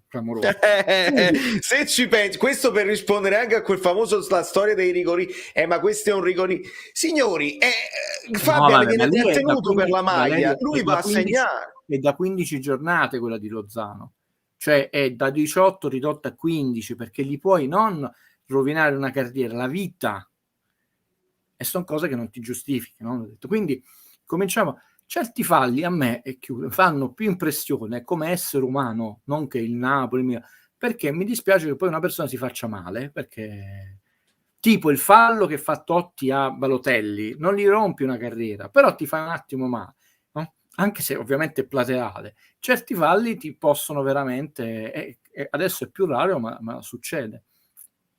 È verissimo. Valentina ti fa, ci fa una domanda tattica, e questa mi piace tantissimo perché io ho una mezza idea, però ha messo prima il nome tu, quindi devi rispondere prima tu. Fabian potrebbe far bene anche da sottopunta per velocità di pensiero più che di passo. Però no, l'ha messa solamente per un banale ordine alfabetico non di importanza, quindi cedo prima la parola e poi io a chiudere per una questione di gerarchia. Sicuramente lo può fare, e oggi l'abbiamo già visto, per pochi minuti, però io quando vedo Fabian lì, oltretutto secondo me dipende dalla fase della partita, perché se stai attaccando sì, però se devi fare la prima fase di pressing, io preferisco Zielinski che è più mobile, preferisco Mertens, preferisco Elmas, e addirittura dissi in un video non sospetto qualche tempo fa che vorrei vederci Demme, però secondo me l'idea alla Vesino, alla Perrotta, alla Nainggolan, Spalletti non la applica con Demme, ci sta provando altre cose. Vai Guido. Quali sono i punti deboli di Fabian? Partiamo da quelli che si sono un po' ridotti ma sono ancora, diciamo, evidenti, che lui ha molto difficoltà a recuperare. Ecco perché poi Gattuso lo mise molto dietro, perché se lo metto dietro, questo significa che poi puoi rincorrere in falli stupidi, demolizioni. Come quello. Esatto. Quando lui, perché tu devi anche essere bravo a fare i falli, oppure devi essere di una squadra dove ti permettono di tirare i capelli e non te la chiamano. Una delle due, insomma, deve succedere. Dove sono i punti di forza di Fabian? Sempre di più quest'anno, a parte quello che abbiamo ammirato appena arrivato in Italia, gambe fortissimi, lui quando sta sulla tre quarti non gliela toglie la palla e vede la porta come pochi, sta molto fuori, cioè non ha bisogno di arrivare ai 10 metri, cioè lui dai 20-25 metri può calciare. Quest'anno abbiamo scoperto che è diventato bravo come la seconda parte della carriera di Hamsik nell'interdizione dei passaggi, è buono, più veloce nella visione di gioco. In quella posizione del campo ti devi essere bravo, e oggi per esempio l'abbiamo fatto poco nel primo tempo, a vedere passaggi dove gli altri non vedono passaggi, no? Il famoso ultimo passaggio. Mertens ha fatto moltissimi tagli e scatti, ma ha avuto solo una palla lunga ed è uno spreco. Parentesi, mi dispiace che non li rinnoveranno, ma cosa deve fare di più un giocatore, no? Ma per meritarsi un rinnovo? Ha pressato sul portiere a 1, a 2, ha fatto sbagliare più rinvii e palle, ha servito ha fatto un cambio di gioco dove quasi faceva il 3-0 Lozano di 40-50 metri di prima, sventagliato sul piede, oggi ha ricamato calcio. Tra l'altro. La cosa più bella, di nuovo per me, ma è solo un mio giudizio umanamente, un sorriso che pure se fossimo stati sullo 0-0 quando è entrato Osimhen, il sorriso di Mertens ci ha conquistato dall'inizio, cioè invece di essere imbronciato come l'innominato questo scena, quel sorriso e predispone anche il compagno, ho detto, chiusa questa parentesi. Quindi vediamo, secondo me può farlo, però non è che lì siamo scoperti, perché per esempio Zielinski c'ha più la velocità nel cambio di passo che Fabian non ce l'ha, lui c'è molto costante in quel passo, Però la cosa buona sua rispetto a quello che non era molto bravo Lavezzi, perché se l'avessi fatto quello Lavezzi valeva 200 milioni, è che non perde il passo, perciò riesce a tirare così bene. Però lui è costante, cioè lui va, boom, perché c'è quelle gambone. Zelinski ti può lasciare sul posto, e in quella posizione di campo è questione di secondi, però sono scelte. Non è detto che in futuro, in determinate partite, in altre squadre, tu non lo possa spostare. Ormai abbiamo capito che lui non solo può giocare come Mazzara d'attacco, come era stato comprato, ma è diventato un centrocampista a tutto campo.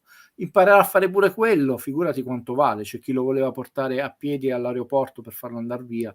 In braccio sempre, li portiamo sempre all'aeroporto. Con Mario Rui al posto di Gulam si è visto l'esterno alto Elmas venire più in mezzo al campo, essendo alleggerito dal compito di supportare il terzino nella fase difensiva. Questo lo stiamo facendo infatti quest'anno con vari terzini. È una soluzione che già aveva introdotto Gattuso e Spalletti da uomo intelligente. Ha detto ma perché no, funziona. Oggi sapete quanto io mi sto puntando su Elmas? Non è che ha fatto malissimo, perché poi ha fatto 2 trazioni importanti, però lo stesso Spalletti chiedeva di più. Però il ragazzo è molto giovane, non gioca 10 partite come titolare ininterrotte e gli puoi vedere la progressione.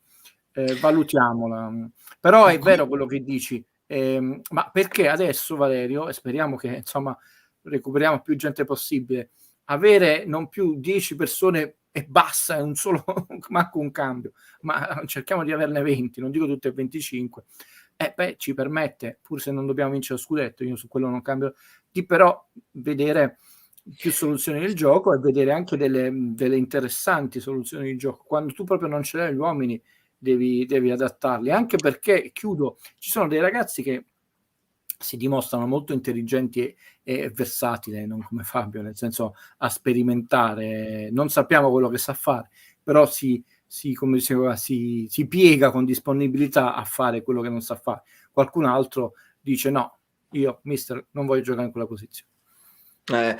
Mi hai fatto venire in mente mentre parlavi, e questa cosa secondo me la sottolineerò anche nel video di domani.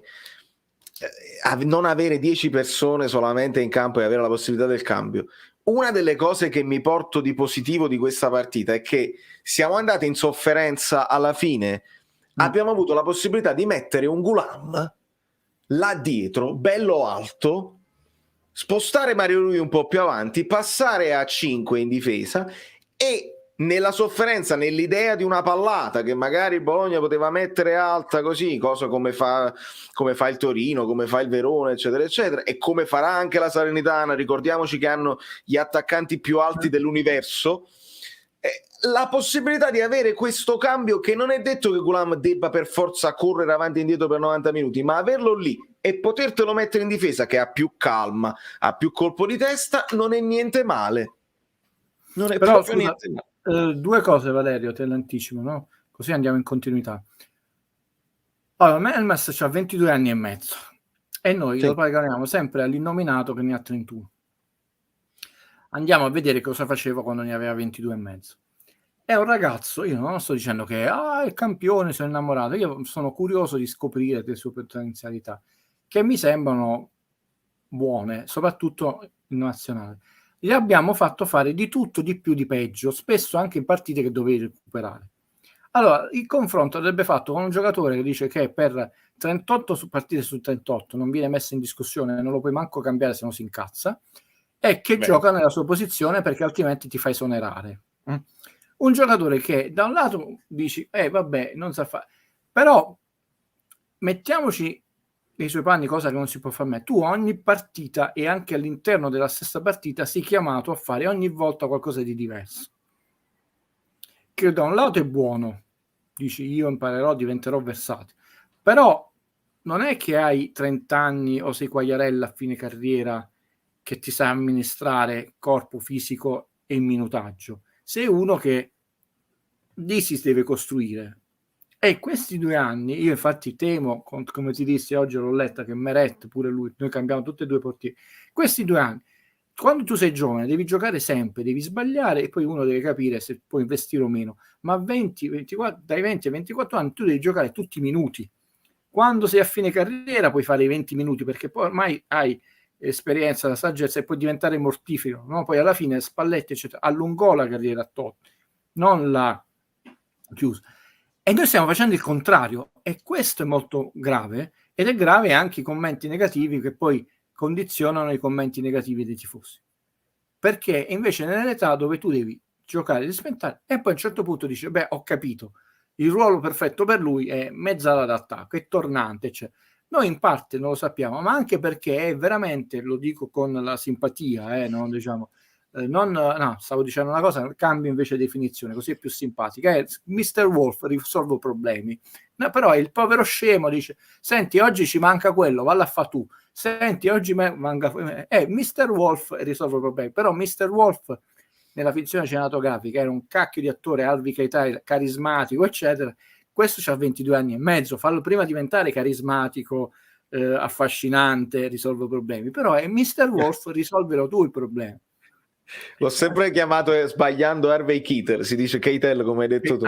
Sì, io l'ho proprio conosciuto, perché la prima cosa che devi chiedere agli attori, siccome io ero uno dei pochissimi a vedere Le Iene 1992, perché Le Iene ha incassato $1,2 milioni di dollari, però tu senti che tutti hanno visto sto film, che è una balla, perché poi i dati sono ufficiali, quindi...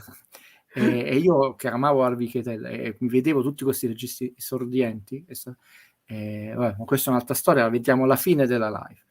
Va bene, è pronto Meret a essere il titolare del Napoli? La finta uscita non mi ha convinto molto, io là ho gridato come un ossesso, anche io. È quello che stiamo sottolineando, che Meret sulle uscite non è pronto. Meret avrebbe dovuto giocare, infatti non sarà contento, un po' come Milik, no?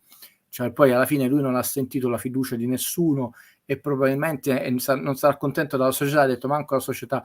Io credo che tutte e due sono da andare via, ma l'errore, se l'errore ci sia stato, che poi noi ci siamo dimenticati che Meret si è fatto male in precampionato e lui tra l'altro si era fatto male con l'Udinese, aveva saltato più di un girone, aveva fatto sotto il 17 presente. Noi quando abbiamo preso Meret abbiamo preso un portiere 8 a prescindere, il mio esime collega, però che non aveva manco 20 presenze in Serie A.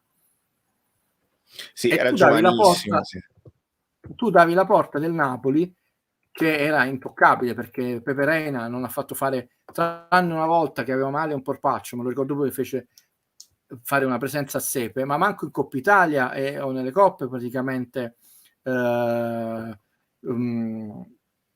13 presenze, vedi? Sono andato a controllare adesso in diretta, permetti la mia scarsissima memoria, ho detto non aveva manco fatto mezzo girone, insomma, il povero Guido Gentile si ricordava bene. Quindi voi siete passati da un portiere esperto che è internazionale, con partite di Champions League, Europa League, cioè, che non saltava una partita ma manco se lo uccidevano, a cui abbiamo voluto un bene dell'anima e lo amiamo per tutta la vita, Pepe e tutta la sua famiglia, sia chiaro, a un ragazzo che aveva 13 presenze, che a inizio di preparazione estiva si rompe la mano per un fallo e ti vai a prendere a costo zero in prestito il portiere dell'Arsenal, che poi riscatti a 3,5 milioni. L'errore è stato che Ospina, che viene massacrato tutte le domeniche, primo anno in prestito, è stato dopo riscattato, che tra l'altro fu riscattato perché Ancelotti è un gentiluomo, diciamo le cose, lui non aveva maturato le partite del riscatto, ma doveva tornare in patria perché morì il papà e Ancelotti gli aveva dato la sua parola d'onore, ha detto non è per questa partita, parlerò io in società, perché se no poteva sembrare, vedi, non hai fatto queste due, scattava automaticamente, e i bolliti, la gente che è stata insultata, c'è gente che ancora dà valore alla parola d'onore e io sono contento di quello che sta facendo Ancelotti. Mi dispiace che lo sta facendo il Real Madrid, che è la capofila della Superlega, però la famiglia Ancelotti merita il massimo rispetto e amore da parte di noi napoletani e quindi lui poi fu riscattato nonostante non aveva raggiunto le presenze minime presenti dal contratto per un patto d'onore con lui. È andato meglio del previsto di un prestito secco che poi è stato riscattato a 3,5 milioni e siamo andati avanti con sta avanti e dritto e abbiamo perso tempo, Valerio, perché lì, e chiudiamo, doveva essere andato via in prestito, ma non squadrette spalle, in prestito in squadra che erano te lo dico pure, Fiorentina, Torino, Sassuolo, queste tre, cioè squadre che andavano dall'ottava all'11ª posizione. Poi il Torino è andato un po' male, perché non avrebbe senso, non avrebbe avuto, dobbiamo parlare al passato, darlo in senso a una squadra come è successo al Crotone, un'altra Spalla, dovevi dare una squadra, perché sennò prendi pallate, no? Diciamo una squadra sì, poi è un ruolo talmente delicato il portiere, è un altro mestiere fare il portiere del Napoli e il portiere della Spalla. Esatto, chiaramente non potevi dare alla Juventus perché non, cioè, una squadra subito dopo le famose presunte 7 sorelle, quelle lì, quindi c'è stato un errore, non lo possiamo sapere. Io temo che si sia rotto il feeling umano, però dispiacere che poi diventi forte e tu dici l'avevamo preso, l'intuito era giusto. Sì. Anche lì è stata sfortuna del ragazzo più volte, ricordiamoci, perché lì non puoi dire nulla alla società lui e tutto il primo periodo non ha potuto giocare perché si è rotta la mano, che per un portiere è un po' delicata. Cioè, Osimhen oggi in ritardo su tutti i palloni, ma da quel che ho visto non ha subito effetti psicologici per l'infortunio. Questo mi fa ben sperare per la prossima, e si ricollega anche al discorso che fa Alfonso. Come vedresti il Napoli con il 4-4-2 con Lozano e Osimhen di punta? Chi potrebbero essere i 4 centrocampisti? Oggi il Napoli per gran parte della partita difendeva 4-4-2, attaccava con il suo solito modulo, anche quando è entrato Petagna, quindi comunque non è assolutamente campatinaria questa osservazione dell'amico Bellino. Mi sono ricordato una cosa, continua. Perché lui deve semplicemente migliorare, oltre insomma la tenuta proprio caratteriale, ma i movimenti d'attacco, dove abbiamo avuto dei maestri, e citiamo Calle, che è sempre bellissimo l'abbraccio che Calle ha fatto a Di Lorenzo nonostante la scoppola, i due robot, ma perché ci sono dei valori umani di alcune persone che sono veramente intoccabili, quindi è interessante. Spalletti è un allenatore che poi le prova, soprattutto se tu hai la sicurezza di aver raggiunto certi risultati. Adesso purtroppo temo che non sia il momento degli esperimenti, sia il momento di fare i punti. Tant'è vero che si gioca Mertens dal primo minuto perché aveva bisogno del gol, ragazzi, perché io quando ho visto sia Mertens che Zielinski, se no nessuno fa gol. Esatto, aveva bisogno della agilità dei due d'attacco, i movimenti d'attacco, di creare spazi, e ha avuto ragione lui. Non è che arrivi alla panchina così importante come Spalletti e sei un imbecille. Ha avuto ragione lui, ma infatti quando ha giocato bene ha giocato molto bene il Napoli. Sì, esattamente, manovra ariosa, avvolgente. Esatto. Nonostante il Bologna si difendeva, alcuni tratti era una difesa a 6, manco a 5. Quindi mi sono ricordato sta cosa, dato che tu, Guido, mi hai confidato in privato, e lo possiamo far sapere a questi 500 amici bellini, che ascolti la partita molto spesso senza telecronache, quindi puoi dire, non è una cosa illegale. No, lo so, che senti il campo, senti il rumore del campo, il rumore del pallone, che è diverso quando lo colpisci bene, eccetera, eccetera. Avrai sentito anche Spalletti, che si sentiva abbastanza bene. Ad un certo punto ci sono 2 passaggi che ti volevo chiedere. Si gira verso la panchina e dice: Zielinski è ammonito, stai zitto. Hai capito a cosa si riferisse? Se gli chiedevano il prossimo cambio, oppure se un pressing diverso, sei riuscito a capire? Penso che diceva quello, perché non sta andando a aggredire così alto, ha detto Zielinski è ammonico, e quindi lui invece ha apprezzato l'autodisciplina di Zielinski, che si ricorda che è ammonito e sa gestirsi, detto. Esatto. Un collaboratore, io sento, ma non è che ho la telecamera video nascosta, il destinatario della cosa. E la seconda cosa che ho sentito è: Lozano sta solo. C'è stato in quel momento in cui il Napoli non riusciva più a risalire, esatto, dove c'era Lozano che comunque stava mantenendo la linea, e sarebbe stato potuto, mamma mia che ho detto in italiano, avrebbero potuto servirlo con una bella palla in profondità.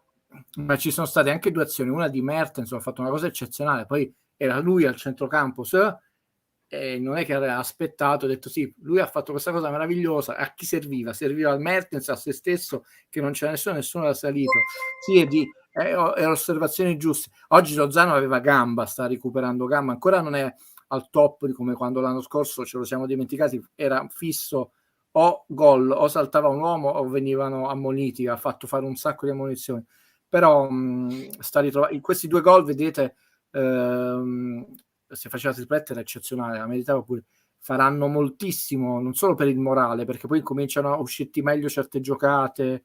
È stato molto bello, praticamente l'hanno abbracciato tutti i compagni, quindi a dimostrazione di quello che ci è stato raccontato in settimana, cretinate pure, c'era nessuna maretta, nessuna dei compagni, che cosa ci avete fatto, ci sono espulsioni, non sono state 2 espulsioni di Fabian, sapete quanto io sono severo su queste di 2 giocatori che hanno perso la testa, è molto grave, su questo ha ragione Fabio a definire certe persone, non lo voglio dire con quella cosa, non sono stati falli cattivi, uno un fallo tattico, è una scelta, neanche cattivo, tanto è vero che è stato talmente lieve come fallo tattico che manco l'hai buttato a terra, e l'altro l'abbiamo già analizzato, non c'è. Però se ci fosse stato qualche maretta con i compagni avresti avuto reazioni non più fredde, invece sono andati tutti più volte, c'era molta complicità, probabilmente si sono anche parlati durante la settimana, quindi non c'era nulla da chiarire, altre cose montate per far cliccare. Abbiamo bisogno, ma noi l'avevamo detto, quest'anno sta segnando poco Lozano, cioè per tutto sommato, nonostante tanti infortuni, Zelinski e Fabian i loro golletti li stavano facendo, detto stanno mancando i gol di Lozano e Insigne, che ha fatto 4 gol, 4 su rigore, no? E poi Mertens e Osimhen in 2 hanno saltato un sacco di partite, Mertens all'inizio, Osimhen là, però Lozano aveva solo 2 gol, troppo pochi per non sarà un top player come ha scritto quell'amico Bellino Valerio, ma non è un giocatore da 2 gol. No, l'abbiamo visto l'anno scorso sicuramente.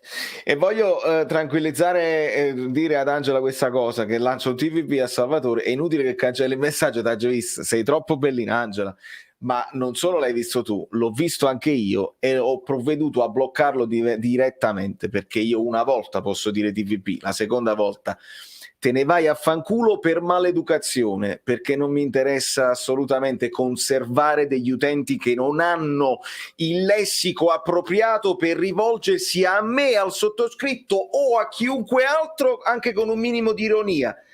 Certe terminologie non sono ironiche, non sono simpatiche e se ne va. Ringrazio nel frattempo anche Fabio, questa brutta voce che non è confermata da altre cose.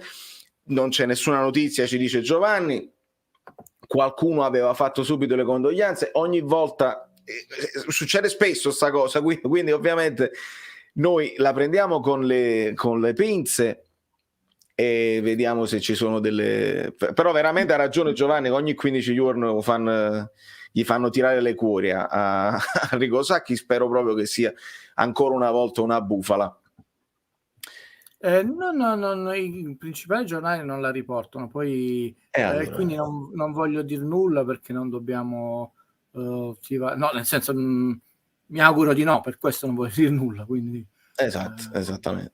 Comunque quando finisce una carriera, no? Poi si smorzano anche le differenze e comunque io Sacchi mi ricordo una cosa carinissima, lui una volta è stato un allenatore, si fece una partita di esibizione tra gli stranieri della nazionale italiana, una sola volta con gli stranieri delle altre nazionali, e fu chiamato giustamente Sacchi a allenare questa cosa, e lui allenò Maradona con tutti gli stranieri selezionati, stranieri quindi prendenti dalla Juve, dall'Inter, dal Milan eccetera, e se non sbaglio finì 2-2 e lui diceva questa cosa: cosa puoi dire? Cioè, sa che è stato un allenatore, non parlo è stato nel senso che è ancora vivo, però non allena più, in questo è l'uso del passato, molto integralista, soprattutto con i numeri 10. Però su Maradona dice: io avrei pagato solo per vedere come si aggiusta, si controlla la palla con l'esterno con una semplicità disarmante, quando noi non ci riusciremo mai, manco se ce la mettiamo. E mi fece scompisciare questa cosa qui. perché detto da un uomo così severo come lui, che faceva riprovare altro che Sarri, no? Che Sarri è il clone di Sacchi, e quindi me la ricordo ancora, si fece a San Siro questa partita, ho detto io avrei pagato per vedere, e io però l'ho visto in allenamento, ho detto che... La perseveranza. Comunque L'AI io non ho addirittura no, scusami, vai. io non ho la curiosità morbosa di sapere perché ti sei incacchiato, che cosa avesse scritto quel No, passante, quindi invece leggiamo sai questa perché? Sì, vabbè, la chiudo quella là, perché non è un passante, perché ricordo il nome con il logo, e quindi non essendo un passante io lo blocco. Il passante passa e se ne va, ma dagli amici bellini non ammetto certe cose. L'AI addirittura si scusa ufficialmente con il Milan per l'errore dell'arbitro di stasera, per non aver concesso la norma del vantaggio al Napoli. Ragazzi, io ve l'ho detto, a parte il calcio esercizio del potere, storicamente sono episodi rarissimi, prima cosa. Io ho detto non che poi doveva entrare qualcuno, se fosse successo a voi, ho detto pure se fosse successo, avrei detto le stesse cose. È una di quelle situazioni. Ma non arrivavano le scuse, Guido. No, quello no, Valerio, non ti arrivava neanche. No, io sto dicendo che la situazione di oggi, fammela spiegare, è di una trasparenza enorme, ed è una trasparenza enorme anche di come immediatamente è stata valutata e spiegata da tutti i vertici arbitrali. Quindi, no, allora se devo rincarare, rincaro io. Vai. Quindi quando vogliono lo sanno fare, non è che sono incapaci di farlo, è che quando vogliono lo fanno.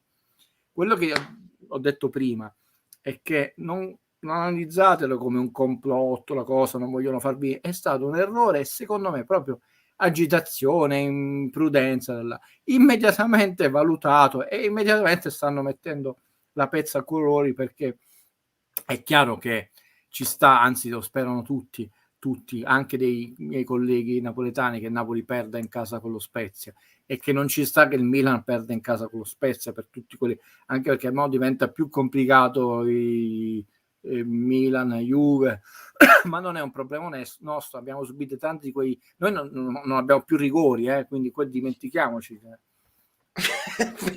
Vabbè, un è rigore, ma noi abbiamo avuto pure i rigoroni non fiscali, non i rigorini, anche due a partita adesso, quindi la situazione ha sbagliato.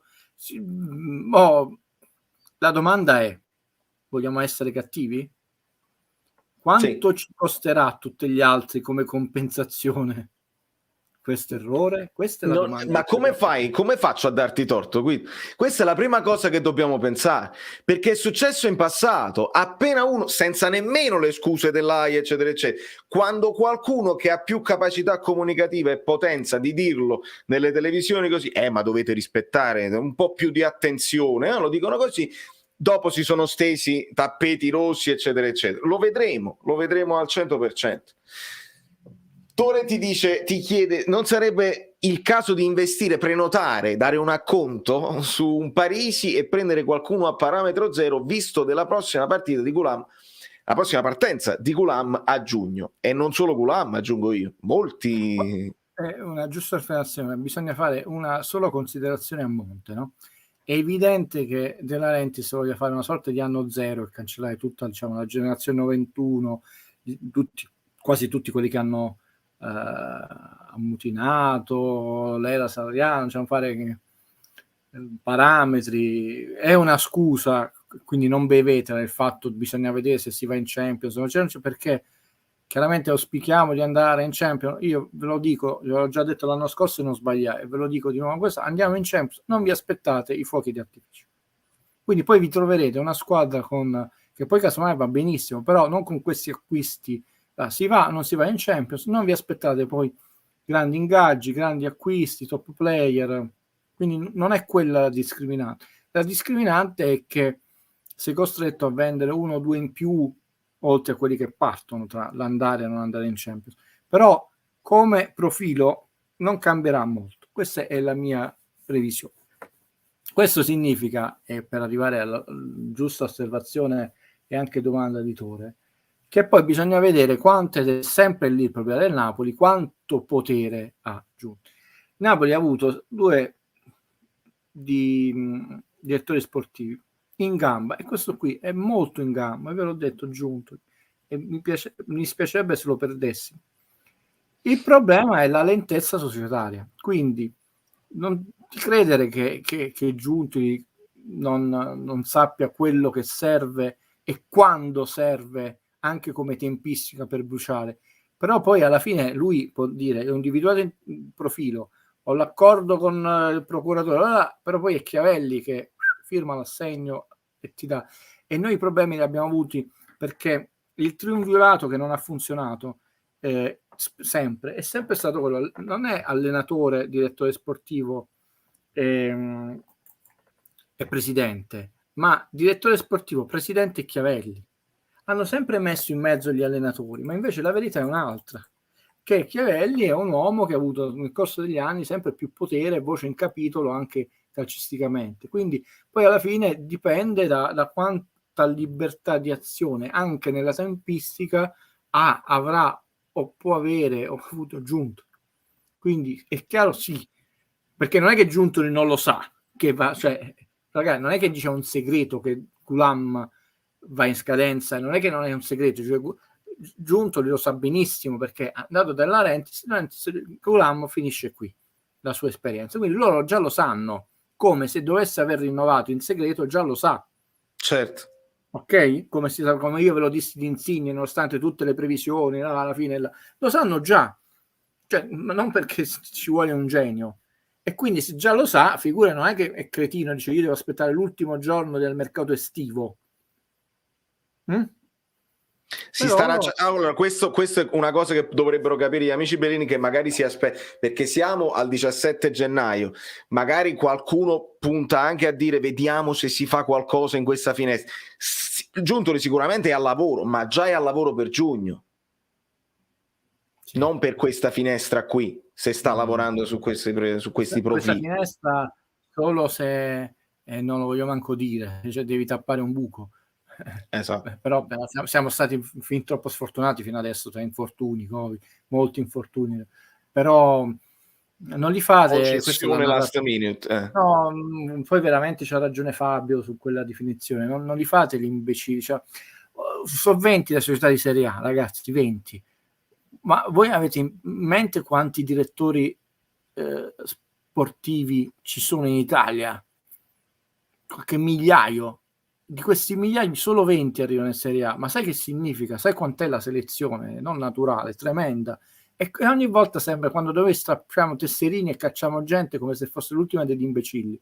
Cioè per arrivare, e c'è poi le 7 sorelle, di questi eventi società 7 sono, devo ancora capire quali, però diciamo il Napoli pare che sia stata una di queste 7 sorelle, quindi in realtà non 20, di tutti i direttori sono 7.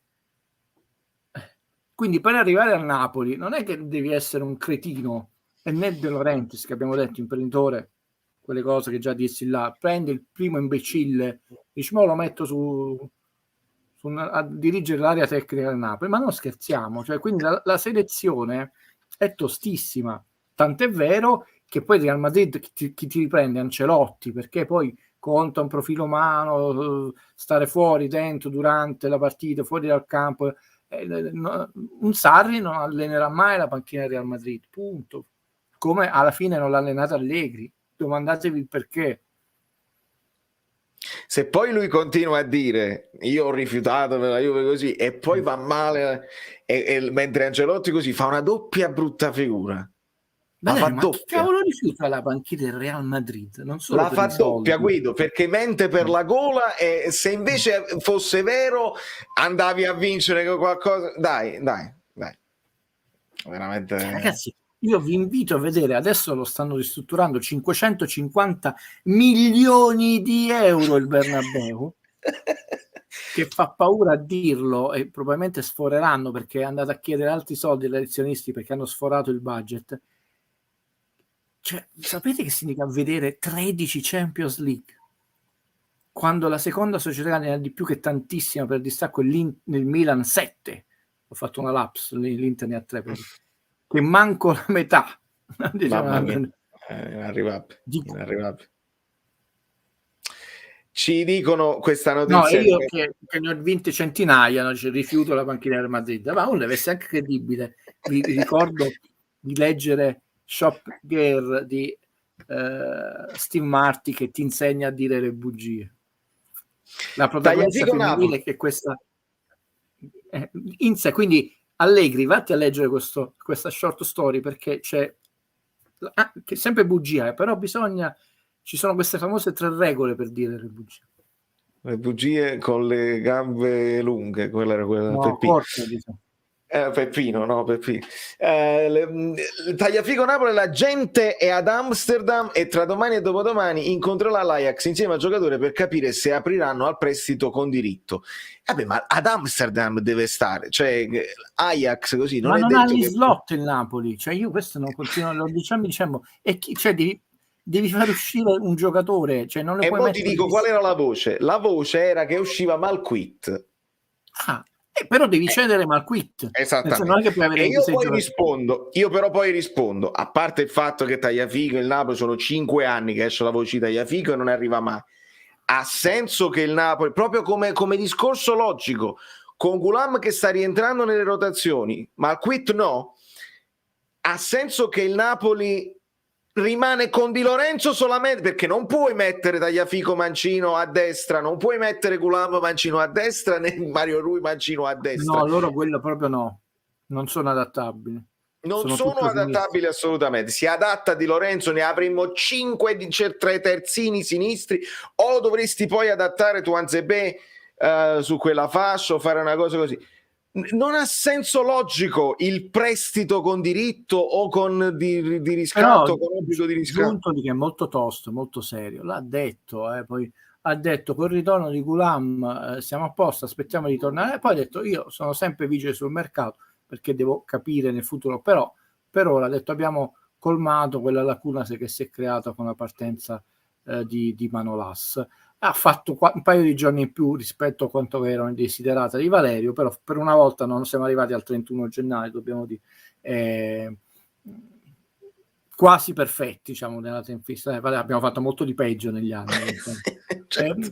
Quindi deve partire qualcuno. Quindi o è ceduto Gulam, ma è O Mario ceduto Rui stesso. Mario Rui. Su Gulam, adesso come adesso, la vedrei difficile perché ha un peso nello spogliatoio in città enorme. Quindi sarebbe una separazione traumatica. Lui non l'ha richiesta.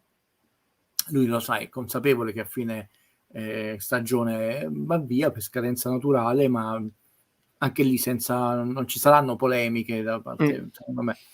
Adesso dovrebbe chiedere o lui la rescissione del contratto o la cessione, e non ne vedo le ragioni, Valerio, né umane né tecniche.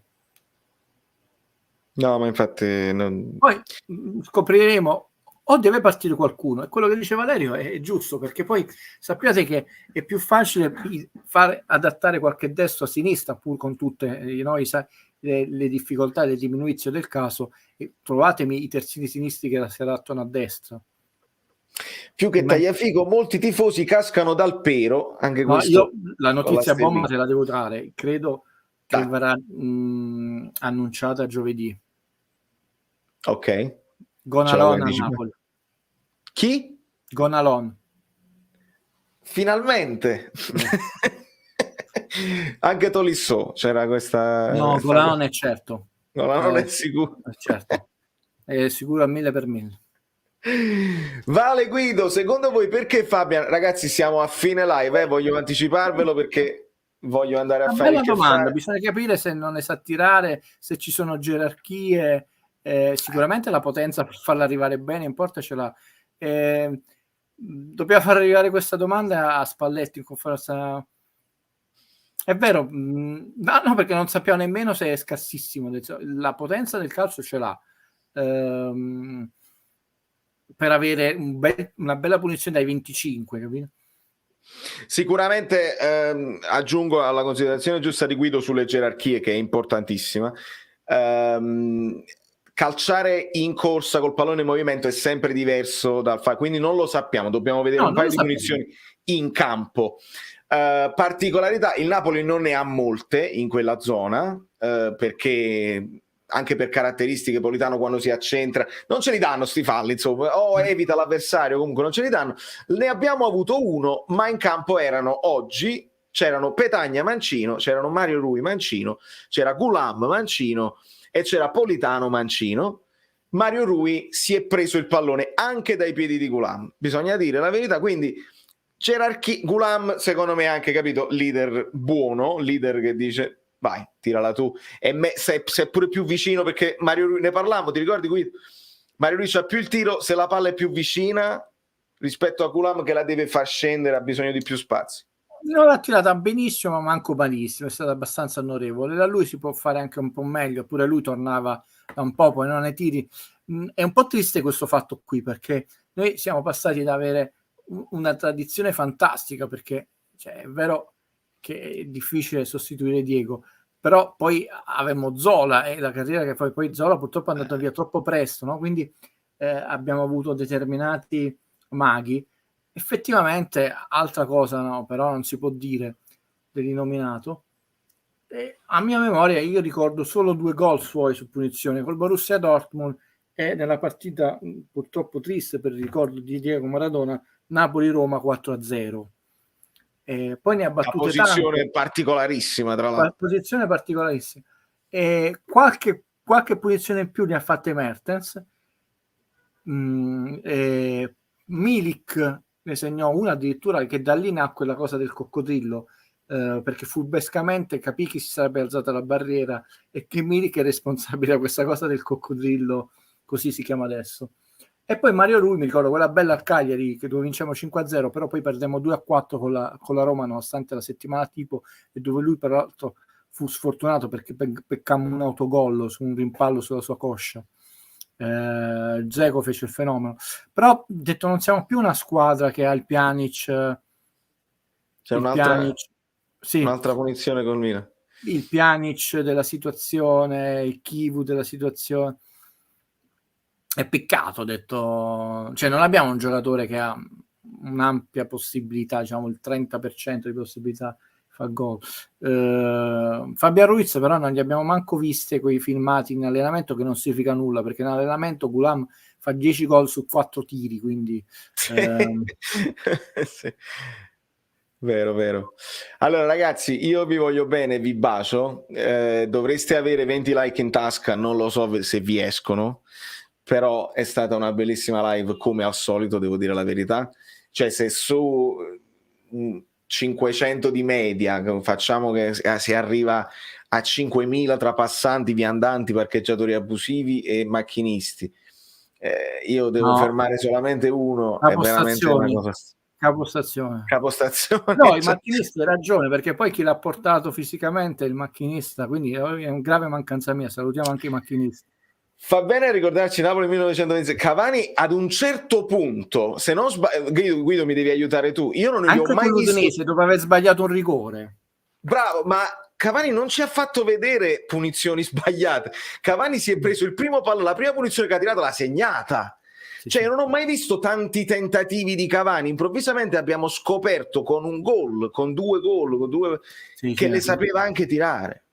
Sì, ma perché tutte passavano per Insigne. Mi ricordo quella partita che si sbagliò l'impossibile Cavani, però fece pure questa doppietta.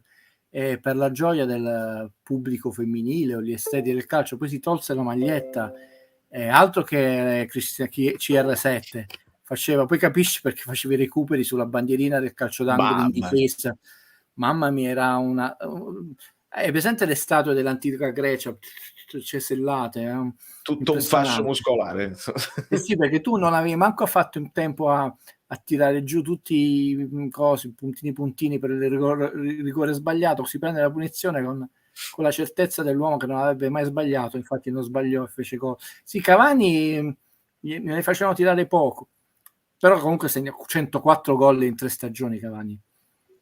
Mettici pure qualche punizione.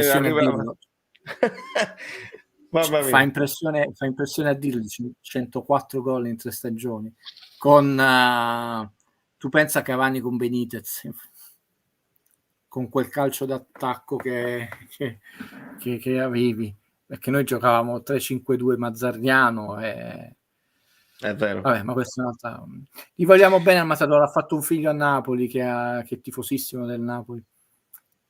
L'altro è nato in Uruguay per le questioni personali che non ci vogliamo addentrare, però sapere. Ma vediamo quando, se, come Ciro disse, come Mertens adesso, se il figlio di Mertens nascerà proprio fisicamente a Napoli, perché sai che significa sulla carta d'identità nato comunque da due stranieri, no?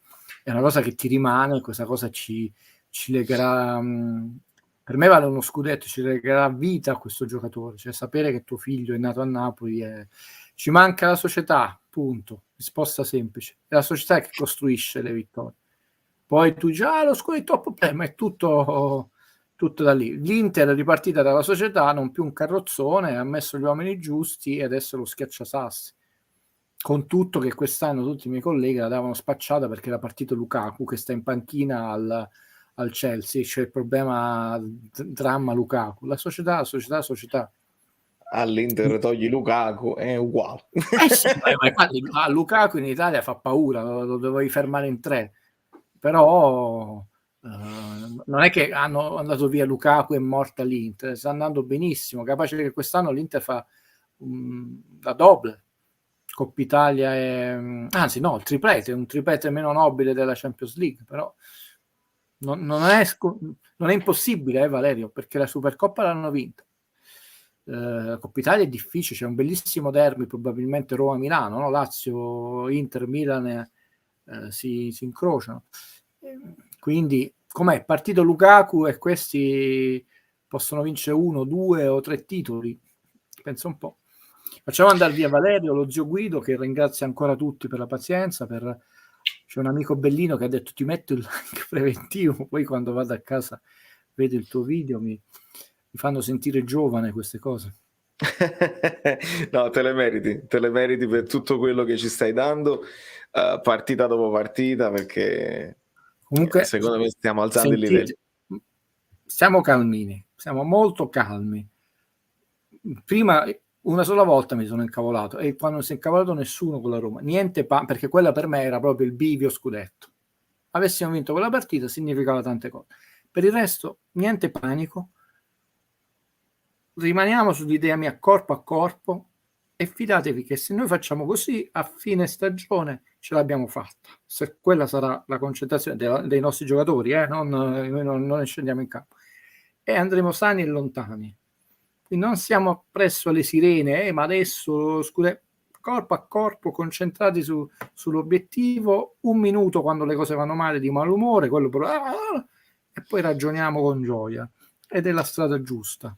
Ed è vero, a noi non avrebbero detto nulla oggi per quel gol, come non dissero nulla per Ancelotti se ne andò per il placcaggio in Napoli-Atalanta. Credo che quello sia stato, Valerio, il punto più basso che abbiamo toccato dopo Pechino della classe arbitrale in Italia, perché poi fonti certissima, tra l'altro poi l'ha detto un po' Koulibaly, alcuni giocatori quando successe il fattaccio tra cui Koulibaly stavano proprio interrompendo, non volevo più giocare, lì entrò in campo Ancelotti, se vedete, lui che è sempre calmo, continuate a giocare, si mise la faccia e poi però, perché è una persona seria, andò lui delegato da Napoli quando Pizzoli faceva ogni 3 mesi, 4 mesi l'incontro a chiedere spiegazioni. Sappiamo com'è finita, quindi esercizio del potere, quindi come si fa a vincere? Non certo bevendosi le bufale, perché le bufale si mangiano sulla pizza e su quello che volete, non si bevono, si beve l'acqua, il vino, non voglio fare pubblicità, quindi Amazon per ora è un mondo lontano. Signore e signori, Guido Gentile, grazie mille. Buonanotte a tutti, anche a tutti, anche capostazione, ricordate. Allora, amici miei, io devo fare un abbraccione a Marat, che è incredibile vederlo tra noi, che meraviglia, che onore. E con la sua presenza si raggiunge anche 600 like, non è un caso assolutamente. Vi bacio tutti prendo questi ultimi messaggini, approfitto di Guido per fargli complimenti live per il video di analisi di Don't Look Up, me lo sono goduto con grande piacere proprio oggi. Ragazzi, vi ricordo ovviamente, per chi ancora non fosse passato, Guido Gentile piano sequenza, e trovate un sacco, un'analisi di ogni film che lui ha il tempo, insomma, di portare come analisi su YouTube, e sono veramente interessantissimi. Vi bacio forte, notte a tutti, forza Napoli sempre, anche un pochino forza Toronto, perché non si può mai sapere. Questo programma è stato offerto da niente di meno un programma, cioè proprio la sigla, fluido.net e magliette, le cose, insomma, valeriofluido.oplix.com. Comunque tu ti sei montato alla testa, alla fine è un programma. Sì, ringrazio infinitamente il lavoro instancabile dei moderatori, gli abbonati bellini e i supporters, i collaboratori e tutti i vostri commenti, perché questa community è come una seconda famiglia.